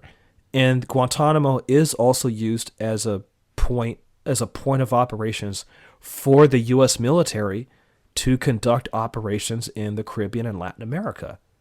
So I want to say that because, like, the whole using the woke regime change argument of, like, we need to center the voices and yada, yada, yada. It's like that argument, I think, is so disingenuous. And even if you were to take it at its face value, which is why I wanted to flesh out this thought, even if you were to take it at face value, it fucking falls apart.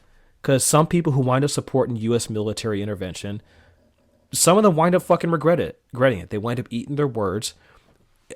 Other shit happens. Shit might get worse. And some said people might be like, you know what? Yeah, Maduro was fucked up, but you know what? I wouldn't be surprised if we get to a point where who knows what happens after this recording. But I wouldn't be surprised if there are some people now who are celebrating Maduro getting kidnapped who at some later point might be like, you know what? Maduro sucked, but I'd rather have him than the Americans in Venezuela. Rather have Maduro, like, I don't know, maybe Trump. Because Yeah. like, what good is Venezuela under Trump? As if Trump is doing such a great fucking job in this country. Like, he's doing a great job in this country. Might as well, like, spread the good joy of America in Venezuela and the rest of the Latin America. Well, I will say, and also another example, though, this wasn't a military intervention, but it was very much an economic, complete dismantling is, Russia. I mean, there are many that Oh celebrate the yeah, fall of the Soviet Union, but, what the 90s had in store were so bad that they were, that's why Putin acts the way he does. Not to, whatever, I don't give a shit.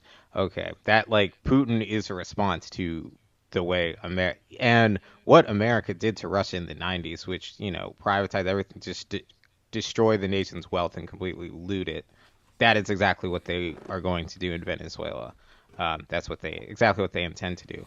I do think that um, if when, like a full scale invasion happens, they will, like, the one thing you can say about Maduro and Chavez and continuing on Chavez's legacy is that they were very aware that this could happen. And so, even, a couple months before, like, he started, creating popular militias. And I hope that, there's enough, people in, I guess, still in the higher ups in our circle who have a head for this kind of thing to actually lead a proper resistance campaign, because there is a version where this goes bad in a way that, critically undermines US hegemony. Like, there are real stakes in this. Like, if the US fucks this up, which they will, but in a way in which there could actually be consequences, because, part of the thing is that, like, you know, uh, Chavez came in under, what they called the pink tide, which is where a lot of Latin American countries, like, elected leftist governments, and then they faced a varying amount of, definitely CIA encouraged, sort of a lot of lawfare and that kind of stuff.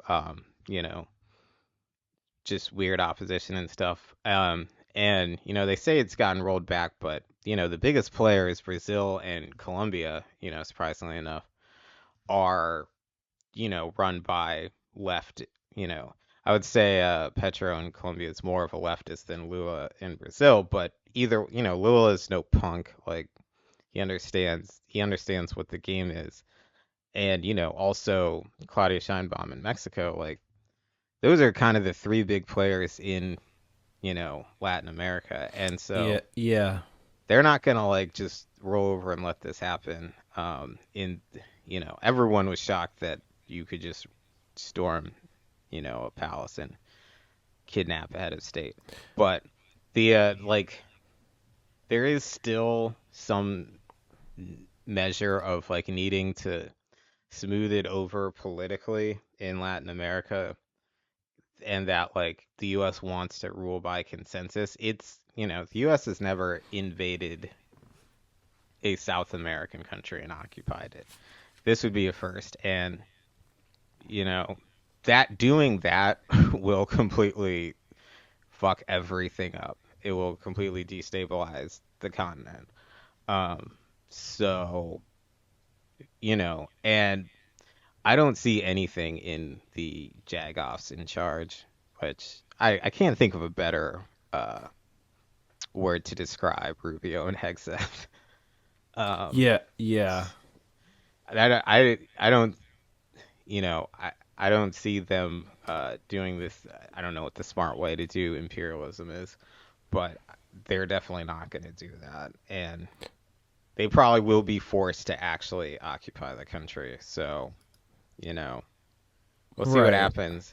Um, Well, it's kind of like it makes me think of what Colin Powell said, that if you break it, you bought it, when it comes to these right. kinds of military operations. That, like, um, you know, um, I actually, this is pure speculation, but I have a feeling, because I've heard other people say this, that there may have been, um, in order for Delta Force to be able to storm the palace and kidnap Maduro that way, that there must have been some people within the security forces who were willing to work with the U.S.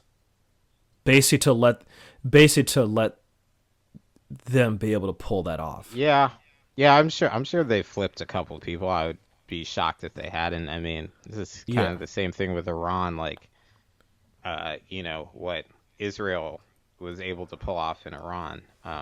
They could only do it because they had worked their way into the security state and had, so yeah, I'm sure they had good intel, but a couple traders isn't going to, shouldn't necessarily destroy the whole resistance. When it comes to that, but yeah, certainly they had, you know, advanced knowledge of like how to get there, because it is. I am pretty surprised. It's not. I don't want to say it's nice at all, but special. JSOC still has it, I guess. That like it was interesting to see that. the from what I know of the kind of those kinds of special ops units, because they have tiers of them. Uh, Navy SEALs and Delta Force are like kind of like the premier tip of the spear, particularly SEAL Team 6. Navy SEALs, they like to brag about what they do. Delta Force tend to, like, they're a little more quiet. So if you compare like Navy SEALs and Delta Force, like a lot of the kind of Spec Ops podcast bros who like to talk a lot and like have like people like Sean Ryan, like for example, he's a Navy SEAL. Navy SEALs have that reputation of being kind of loud and braggadocious. Delta Force is a little more quiet. So I do think it's not accidental that they sent in Delta Force to do this. I think with the SEALs, I don't know. I feel like if you sent in like SEAL Team 6, just judging on the way these guys act on the podcast, like they probably would have shot Maduro. Yeah, they would have killed him for sure. They would have. Someone in the SEALs would have wanted to kill. They would have wanted. I think. I think one of the, if they sent in Navy SEALs, there'd be some dude on the team who just puts a fucking 5.56 round in like Maduro's skull, just so they can brag about it on a fucking podcast. They're like, yeah, I was the one who fucking shot Maduro, okay? I went in there, it was so fucking dangerous. I was like, when my buddies were like, hoorah, like, we're gonna go in there, go to fucking Venezuela, and we're gonna get that oil, that drug lord. Hoorah is the Marines. Hey, some of them, they probably still say that. Like, they have their fucking, like, we just went in there with, like, fucking, just, this is America, it's for Donald Trump. And I saw Maduro, and I was like, shit, he's a bad dude. And I just went in there, put my fucking scope on my M4, put a 5.56 round, boom, I went, damn, Maduro was out. And now I'm this fucking podcast, fucking Dirt McGurk of the SEALs, and boom, just I'm the one who fucking shot Maduro. Touring with Toby Keith. Like, yeah, touring with Toby. Oh, he's dead now, but no, it would have been Post Malone. Brent Stapleton or Post Malone, Brent Stapleton. Who's the other guy? Fucking Morgan Wallen. Morgan Wallen or oh my god, who? No, there's the other country singer. Try that. Jason Aldean. Jason Aldean. There we go. Try that in a small town. You try that in a small town, Maduro. And I got my 5.56 round in my M4s, okay? You better not come here and send them fucking drugs in this small town, Maduro. It's like, yeah, I'm pretty sure, like, if it was a fucking Navy SEALs, you'd have a dude like that. One of the reasons the drug trafficking thing is bullshit is because it's like, it's JSOC that is bringing all the drugs into the country, so they know where it's coming from. I mean, speaking of, I mentioned Afghanistan. Hamid Karzai, the leader of Afghanistan, during the time of he was a former president of Afghanistan. He was definitely the president of Afghanistan during the time of the U.S. invasion. His brother, Karzai's brother, was a drug trafficker, and he was also like buddy with the U.S. I mean, the U.S. This is worth a whole other episode, but the U.S. has a long history of working with drug traffickers for U.S. imperial interests, including in Latin America. And yes, that is how the crack epidemic started and hurt Black America. It was through the CIA-backed Contras in Nicaragua. They were trafficking drugs that wound up in inner city Black communities in the 80s. Because, yeah, there were members of the Contras who were both on the CIA payroll and were also were drug traffickers. And they trafficked drugs to raise money for their war against the left-wing Sandinistas in Nicaragua. So, yes, like the idea that the U.S. is so concerned about drug trafficking, it's like complete bullshit. I mean, they're concerned in the sense that they want their cut. I mean, that's a better way to put it. Yeah. Whoever the U.S. would be able to get in there is certainly going to be doing plenty of drug trafficking. Venezuela under, the U.S. imperial agents probably will become a narco state, but yeah, probably would. I wouldn't be surprised. Yeah, I'm looking at the time. We're at like over an hour and a half. Yeah, we can wrap up. Yeah, let's wrap up. Yeah, so Actually, I'll briefly mention my thoughts on the U.S. bombing Nigeria. Yeah, I'll just mention it quickly, and Because then we we can. can't just have one war, man. Right, yeah, because this also happened I during mean, a I holiday mean, season. Rubio's obviously got ADHD with all the Adderall he does, so you're Yeah, being ableist by criticizing him for having a bunch of wars going on. yeah, that is like this. Yeah, I'm sorry, I'm looking at my fucking notes. Because before we recorded this, I was gonna do a separate episode, a solo episode, which I haven't recorded in some time. And by the way, if you are a subscriber, a patron, patreon.com/real Sankara Hours, you can become a patron for $5 a month and get access to bonus episodes. One of the bonus episodes is Peter's solo episode. Um, so just a teaser for that.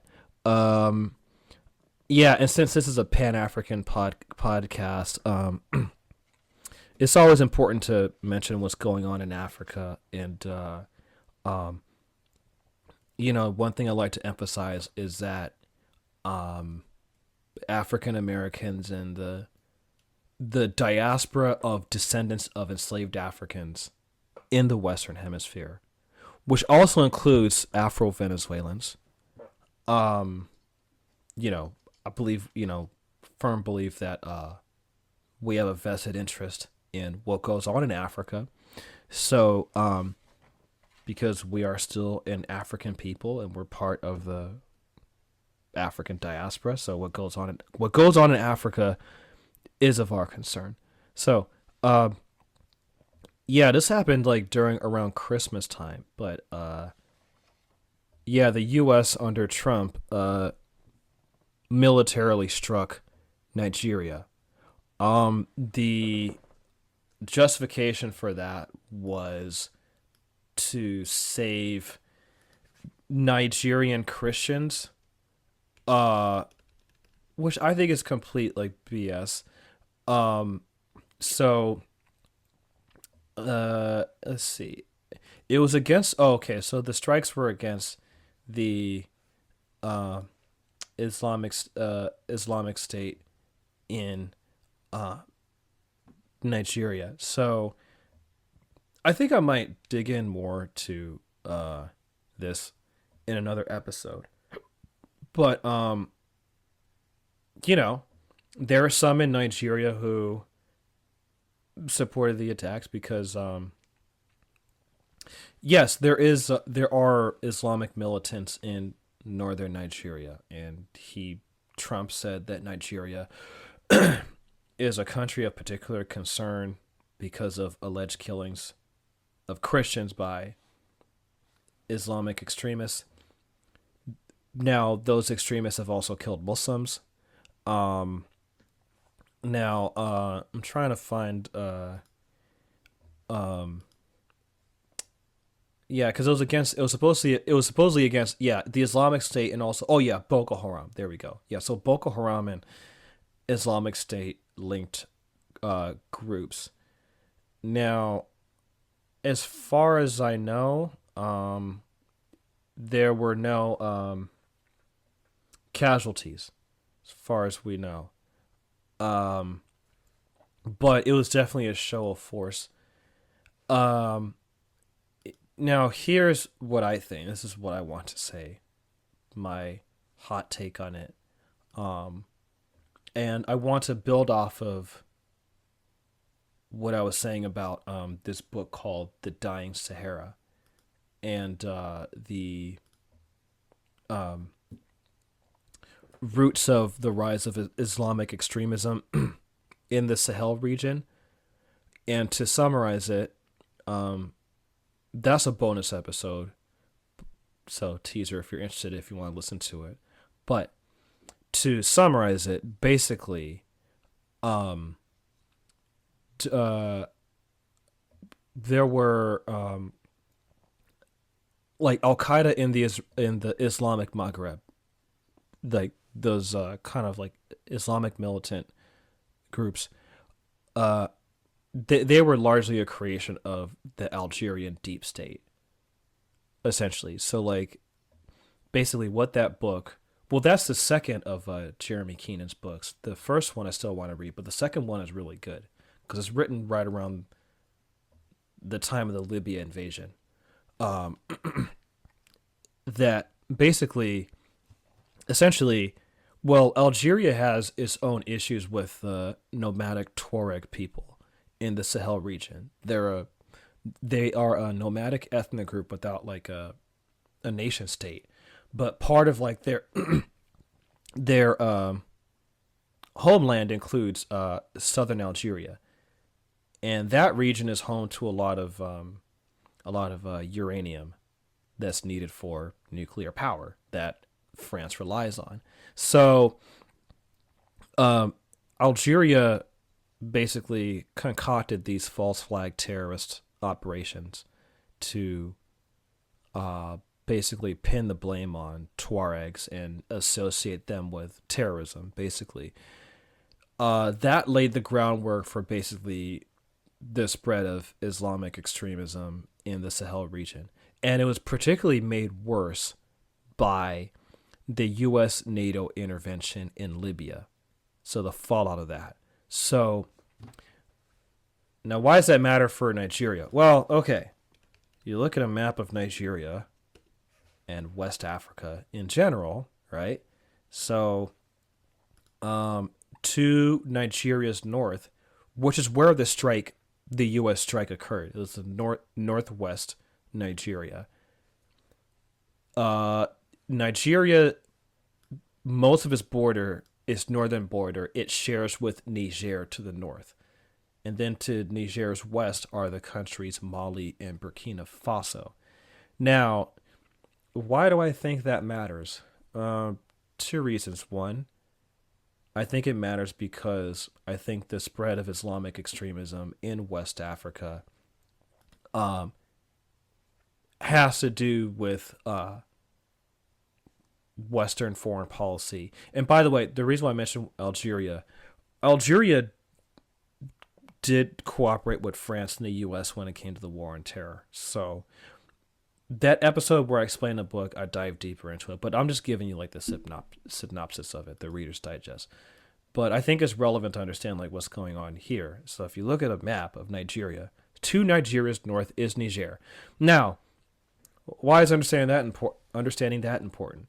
Niger, Burkina Faso, and Mali have formed the Alliance of Sahel states. And that alliance is basically, they are telling France and the West to kick rocks. And also as a tit for tat against Trump putting African countries on travel ban lists, Mali, Burkina Faso, and Niger have put travel and visa restrictions on U.S. citizens who enter their countries.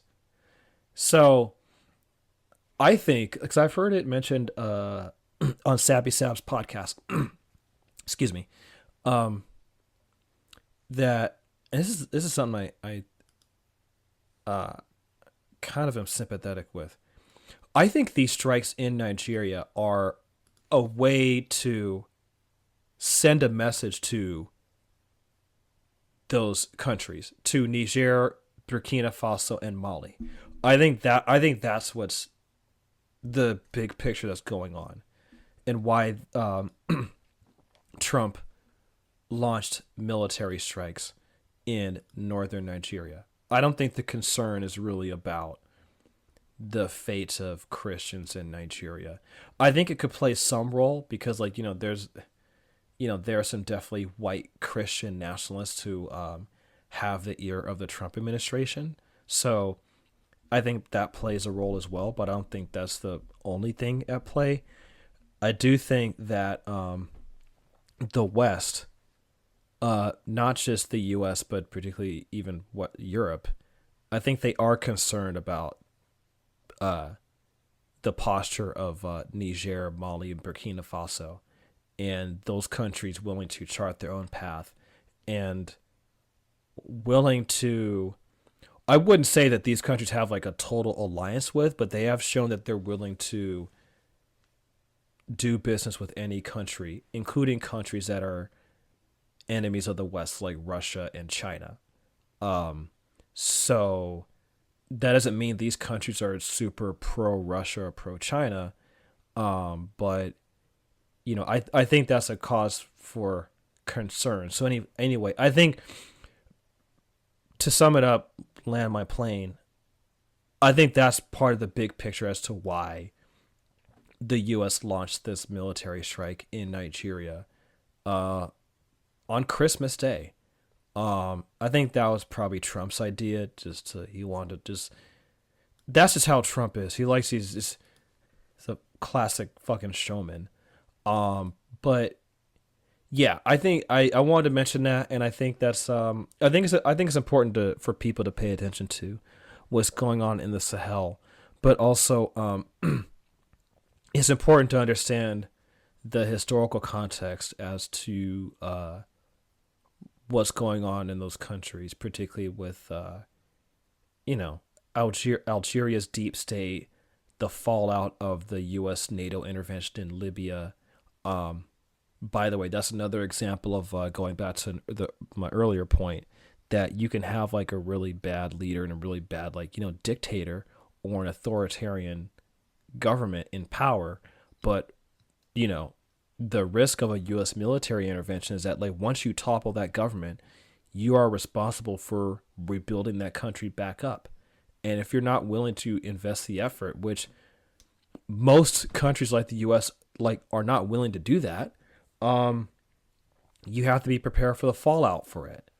Um, and that was a fallout of the U.S. NATO intervention in Libya was the spread of Islamic extremism in the Sahel where it previously didn't exist to that extent. Um, so yeah, I wanted to mention that larger context. Particularly again, this is about it was ostensibly about striking Islamic extremists in Nigeria and protecting Nigerian Christians. Um, Even though like there are Muslims in Nigeria who are victims of those attacks, and obviously, you know, uh, uh, these Islamic extremists are no friends of leftists at all. So, there were people in Nigeria who welcomed those military strikes. Again, you can always find like people within the country who may be supportive of U.S. military intervention. That doesn't mean that U.S. military intervention is always a wise thing, and that doesn't. And like I said, there's always like risks and consequences that come with it, and there's always like ulterior motives, and sometimes people may support U.S. military intervention at one point, but then later on, when the effects of U.S. military intervention are felt in the long term, some of those people wind up eating their words and wind up regretting it. And then people can say, and then people will try to rewrite the narrative and be like, oh, I was always against the Iraq war. Like, I always had issues with it, even if they were like the biggest fucking cheerleaders of the Iraq war. So, anyway, that's what I have to say about Nigeria. Something worth coming back to, but yeah, those are my thoughts on the U.S. military strike in Nigeria. So yeah, the U.S. bombed Nigeria and bombed Venezuela within a span of let's see, I think that was Basically the span of Kwanzaa. yeah, pretty quite literally, yeah, like uh yeah, within the span of like over a week. Damn, not even 2 weeks. So Which is not to say like, it's also gone crazy in Somalia and yeah, some hmm other fun stuff. I think the point you made is very salient. Especially if you consider sort of Nigeria being one of the main figures of ECOWAS, which sort of was the West African, I guess, supranational grouping alliance, which in many ways served to sort of keep it pliant for Western interests. And famously, I don't know if it is famously, but The Sahel, the Alliance of Sahel states, are all countries that left ECOWAS. Yeah.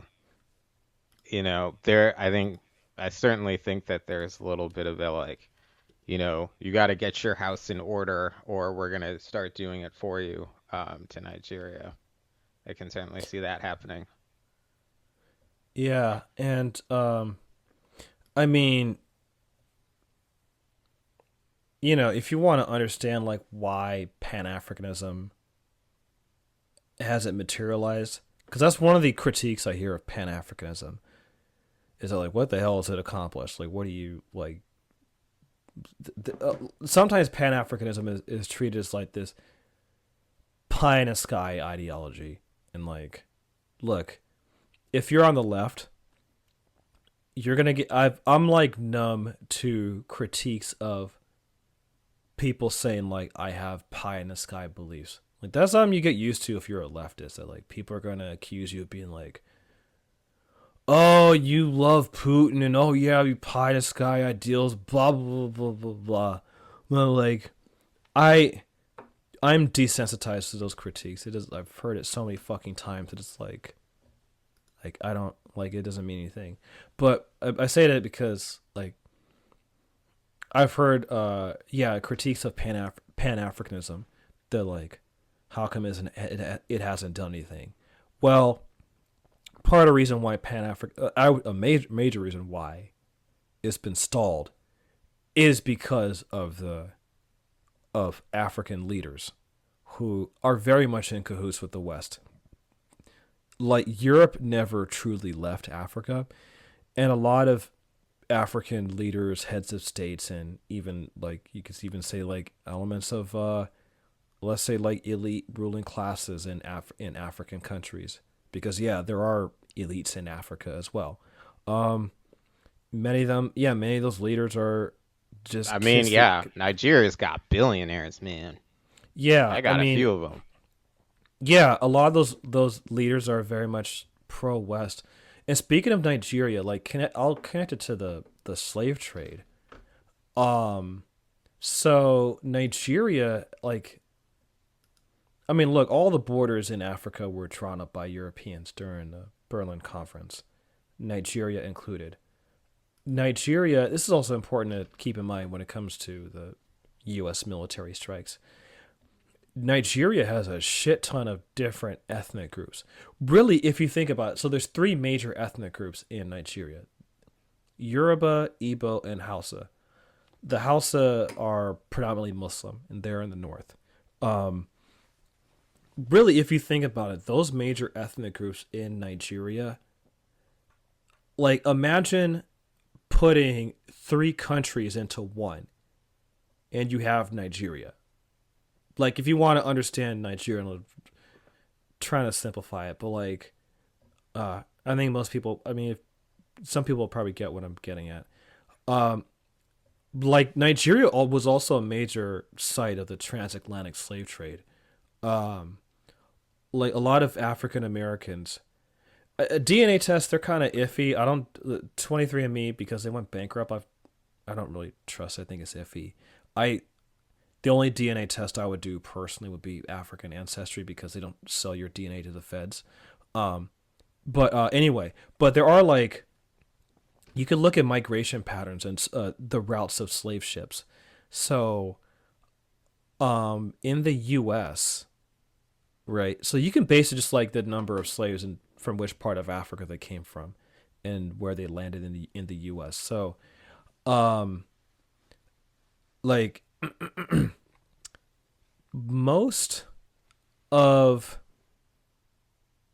well not most but a huge chunk somewhere like 17% of slaves in the American colonies were taken from the Bight of Biafra, so Nigeria.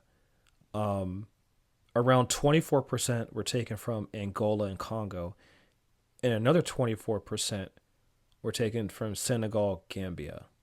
And then it's kind of split up also between you have Sierra Leone, you have Ghana, but a lot of African Americans, if you were to probably map out like the genealogy, the ancestral roots of African Americans, uh, a lot of our roots do come from Nigeria, in addition to other parts of Africa. But there are so many ethnic groups who were taken and through that slave port in Nigeria, and I think that really shaped the ethnic makeup of the country.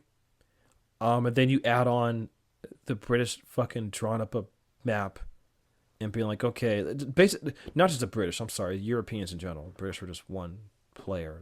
There's France and others, but the Europeans drawing that map, like they basically invented these nation state borders, and that's part of the struggle Africa's had to deal with post independence.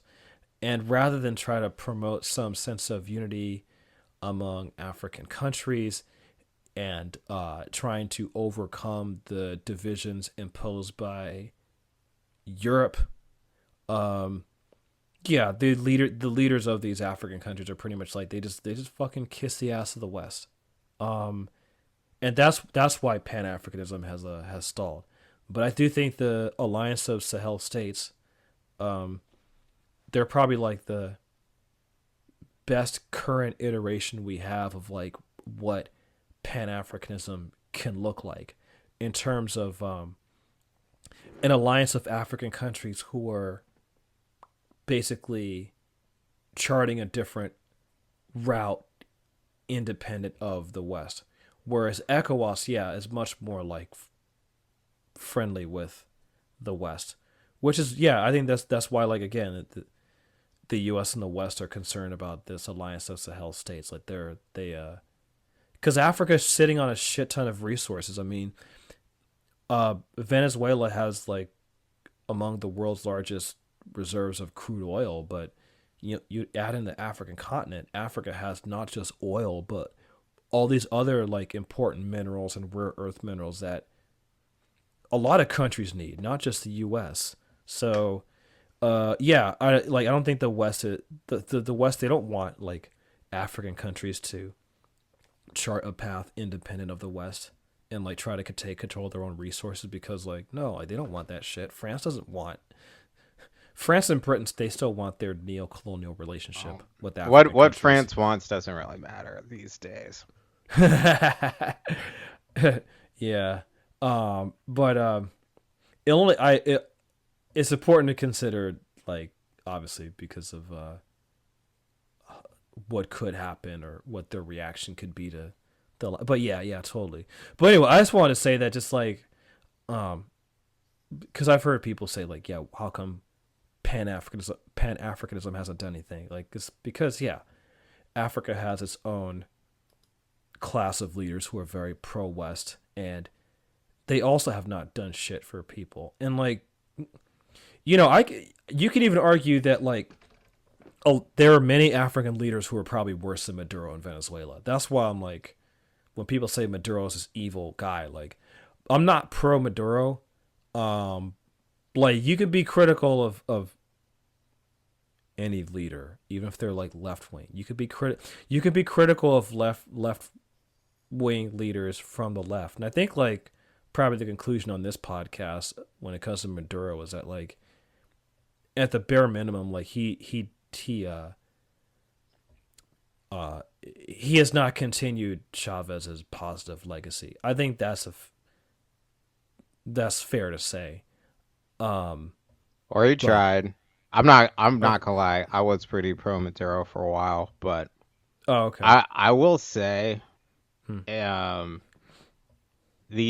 all these people.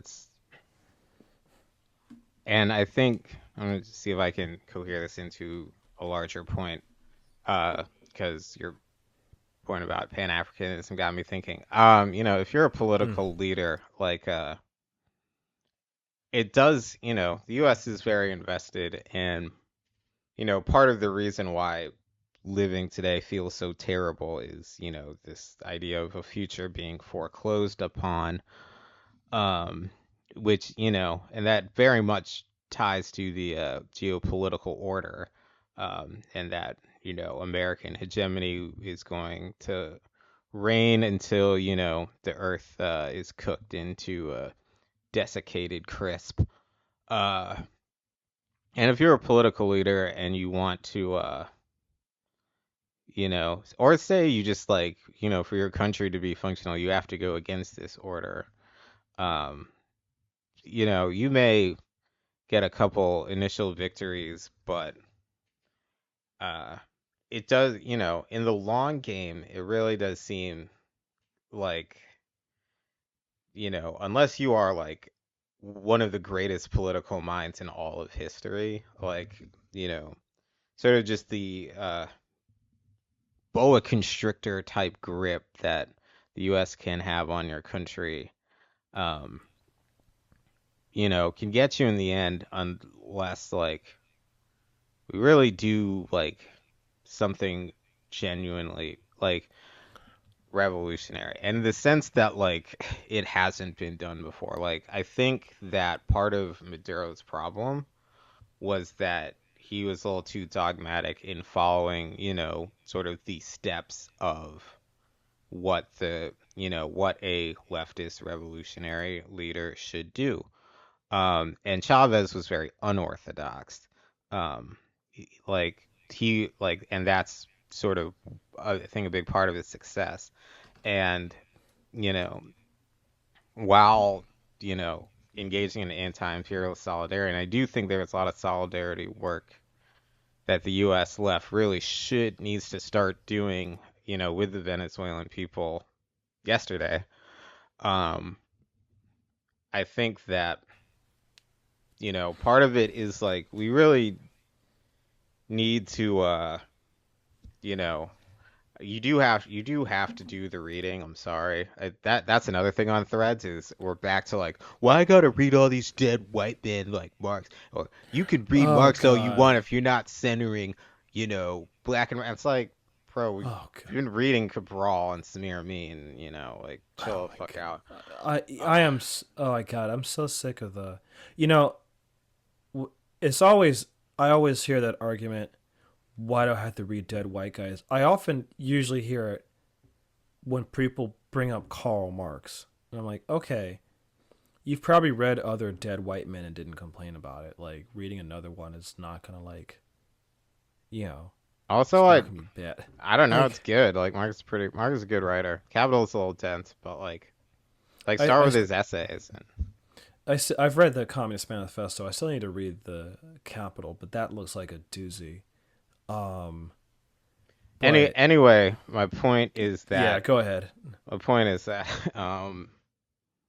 it's time like we need new ideas. We gotta, as someone said back in Occupy, we gotta move orthogonally. Like we gotta figure out new ways to do this because repeating the same, like, as it feels like the same script over and over. And as long as we keep using, we're not throwing out the ideas from the 20th century, but we need to take the actual lessons, like whatever you can say about Maduro, as much as you wanted to defend him, the fact that he's in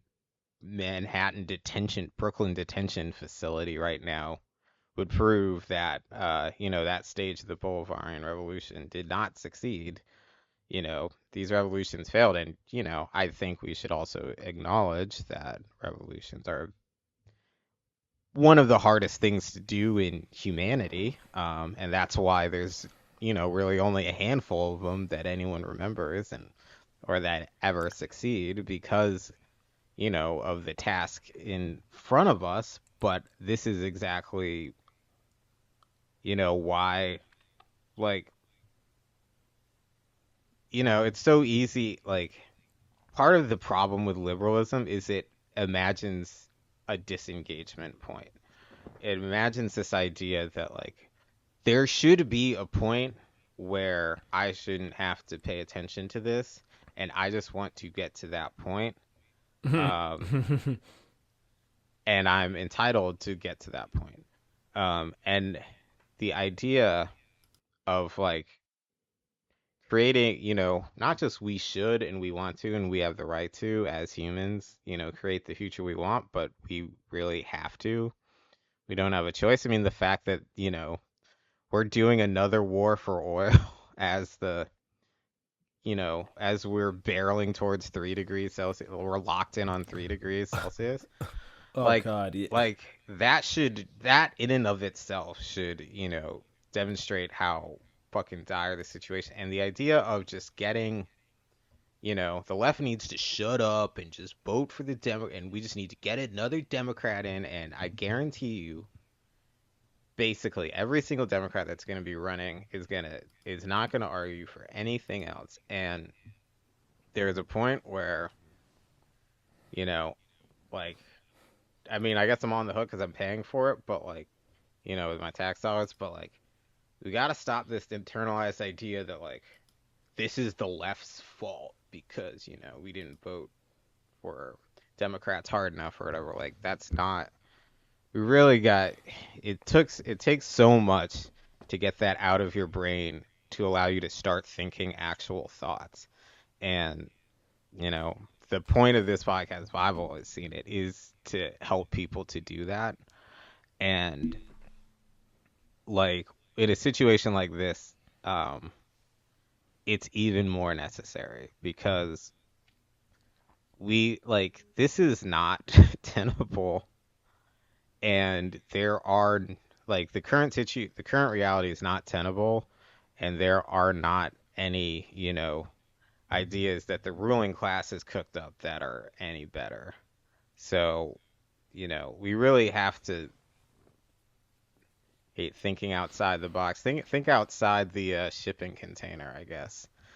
But you know, I mean, the left is always not supposed to be lacking ideas. So I think in many ways, like carrying on the legacy of Chavez is to be unorthodox, and the things that work are the things that the ruling class hasn't thought of yet. I mean, the U.S. military has counterinsurgency plans for every square inch of this earth.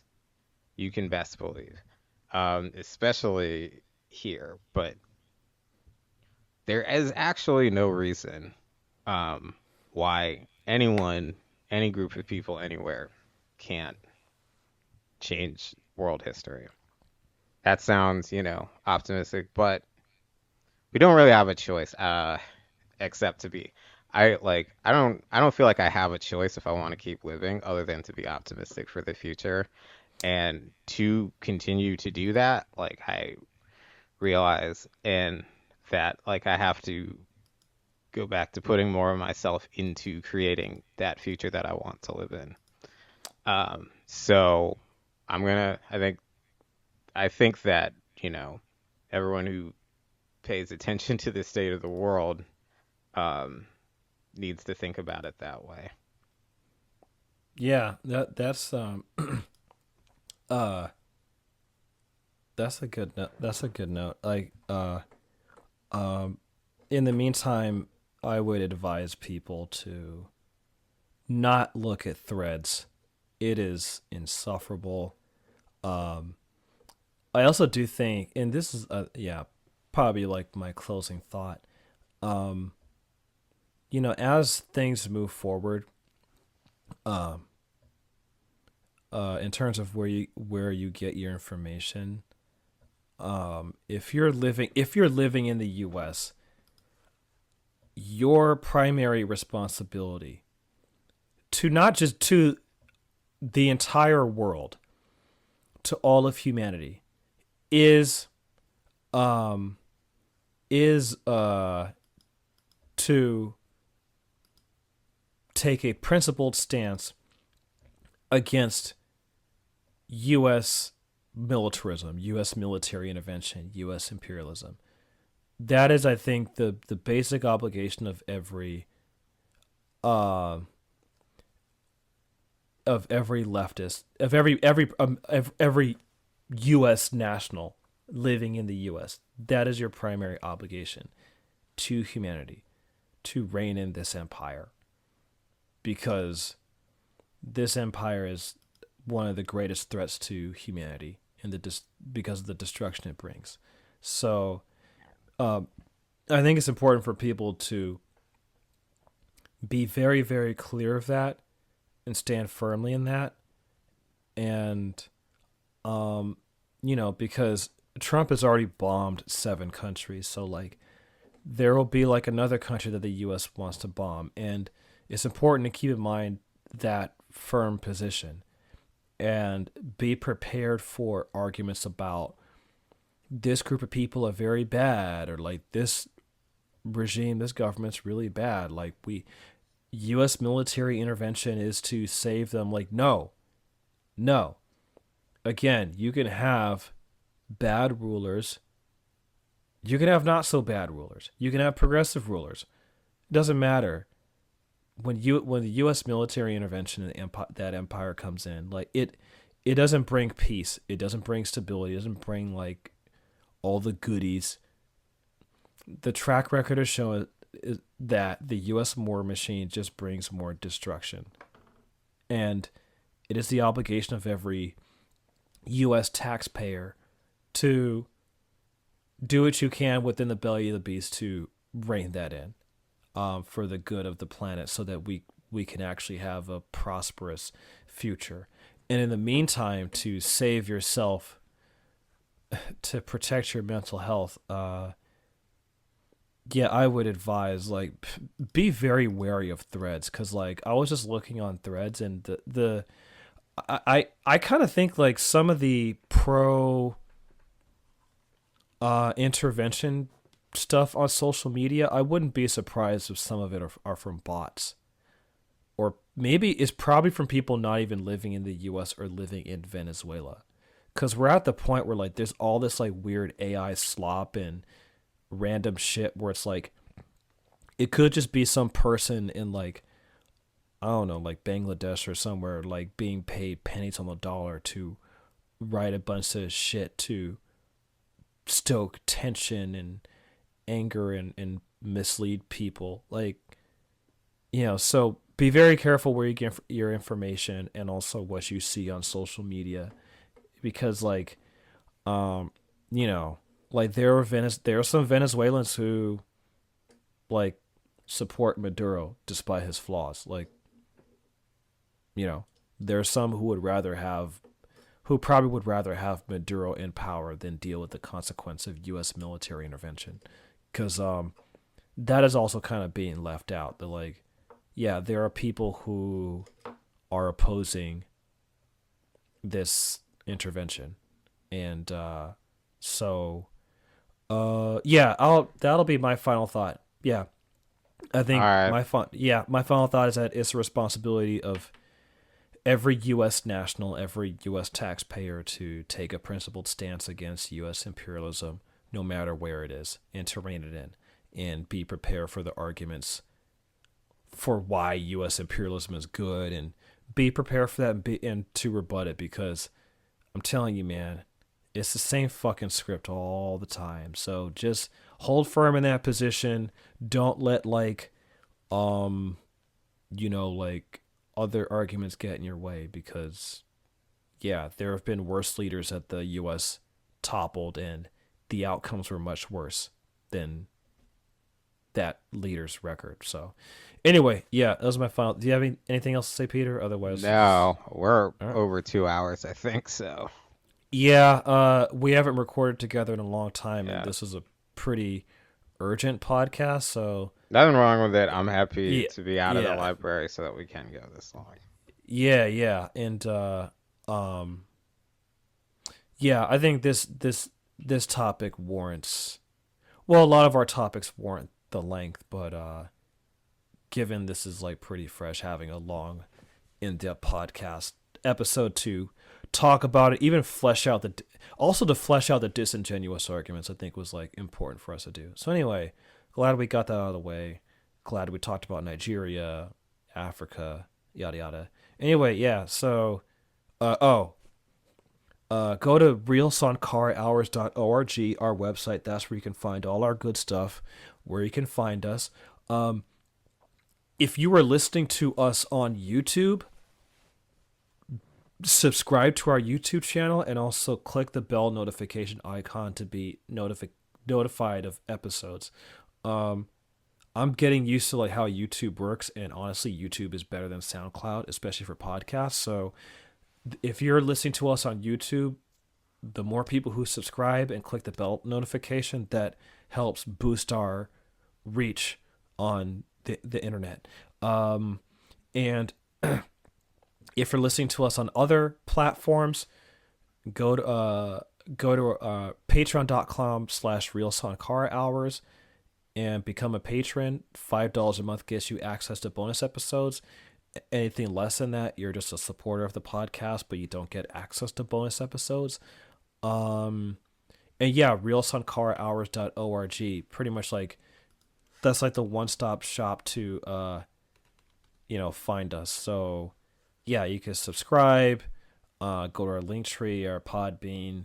Um, we're not super active on Twitter and Instagram, just a heads up. But the best way to find us is through our Patreon and definitely our YouTube. So if you enjoyed this episode, become a patron.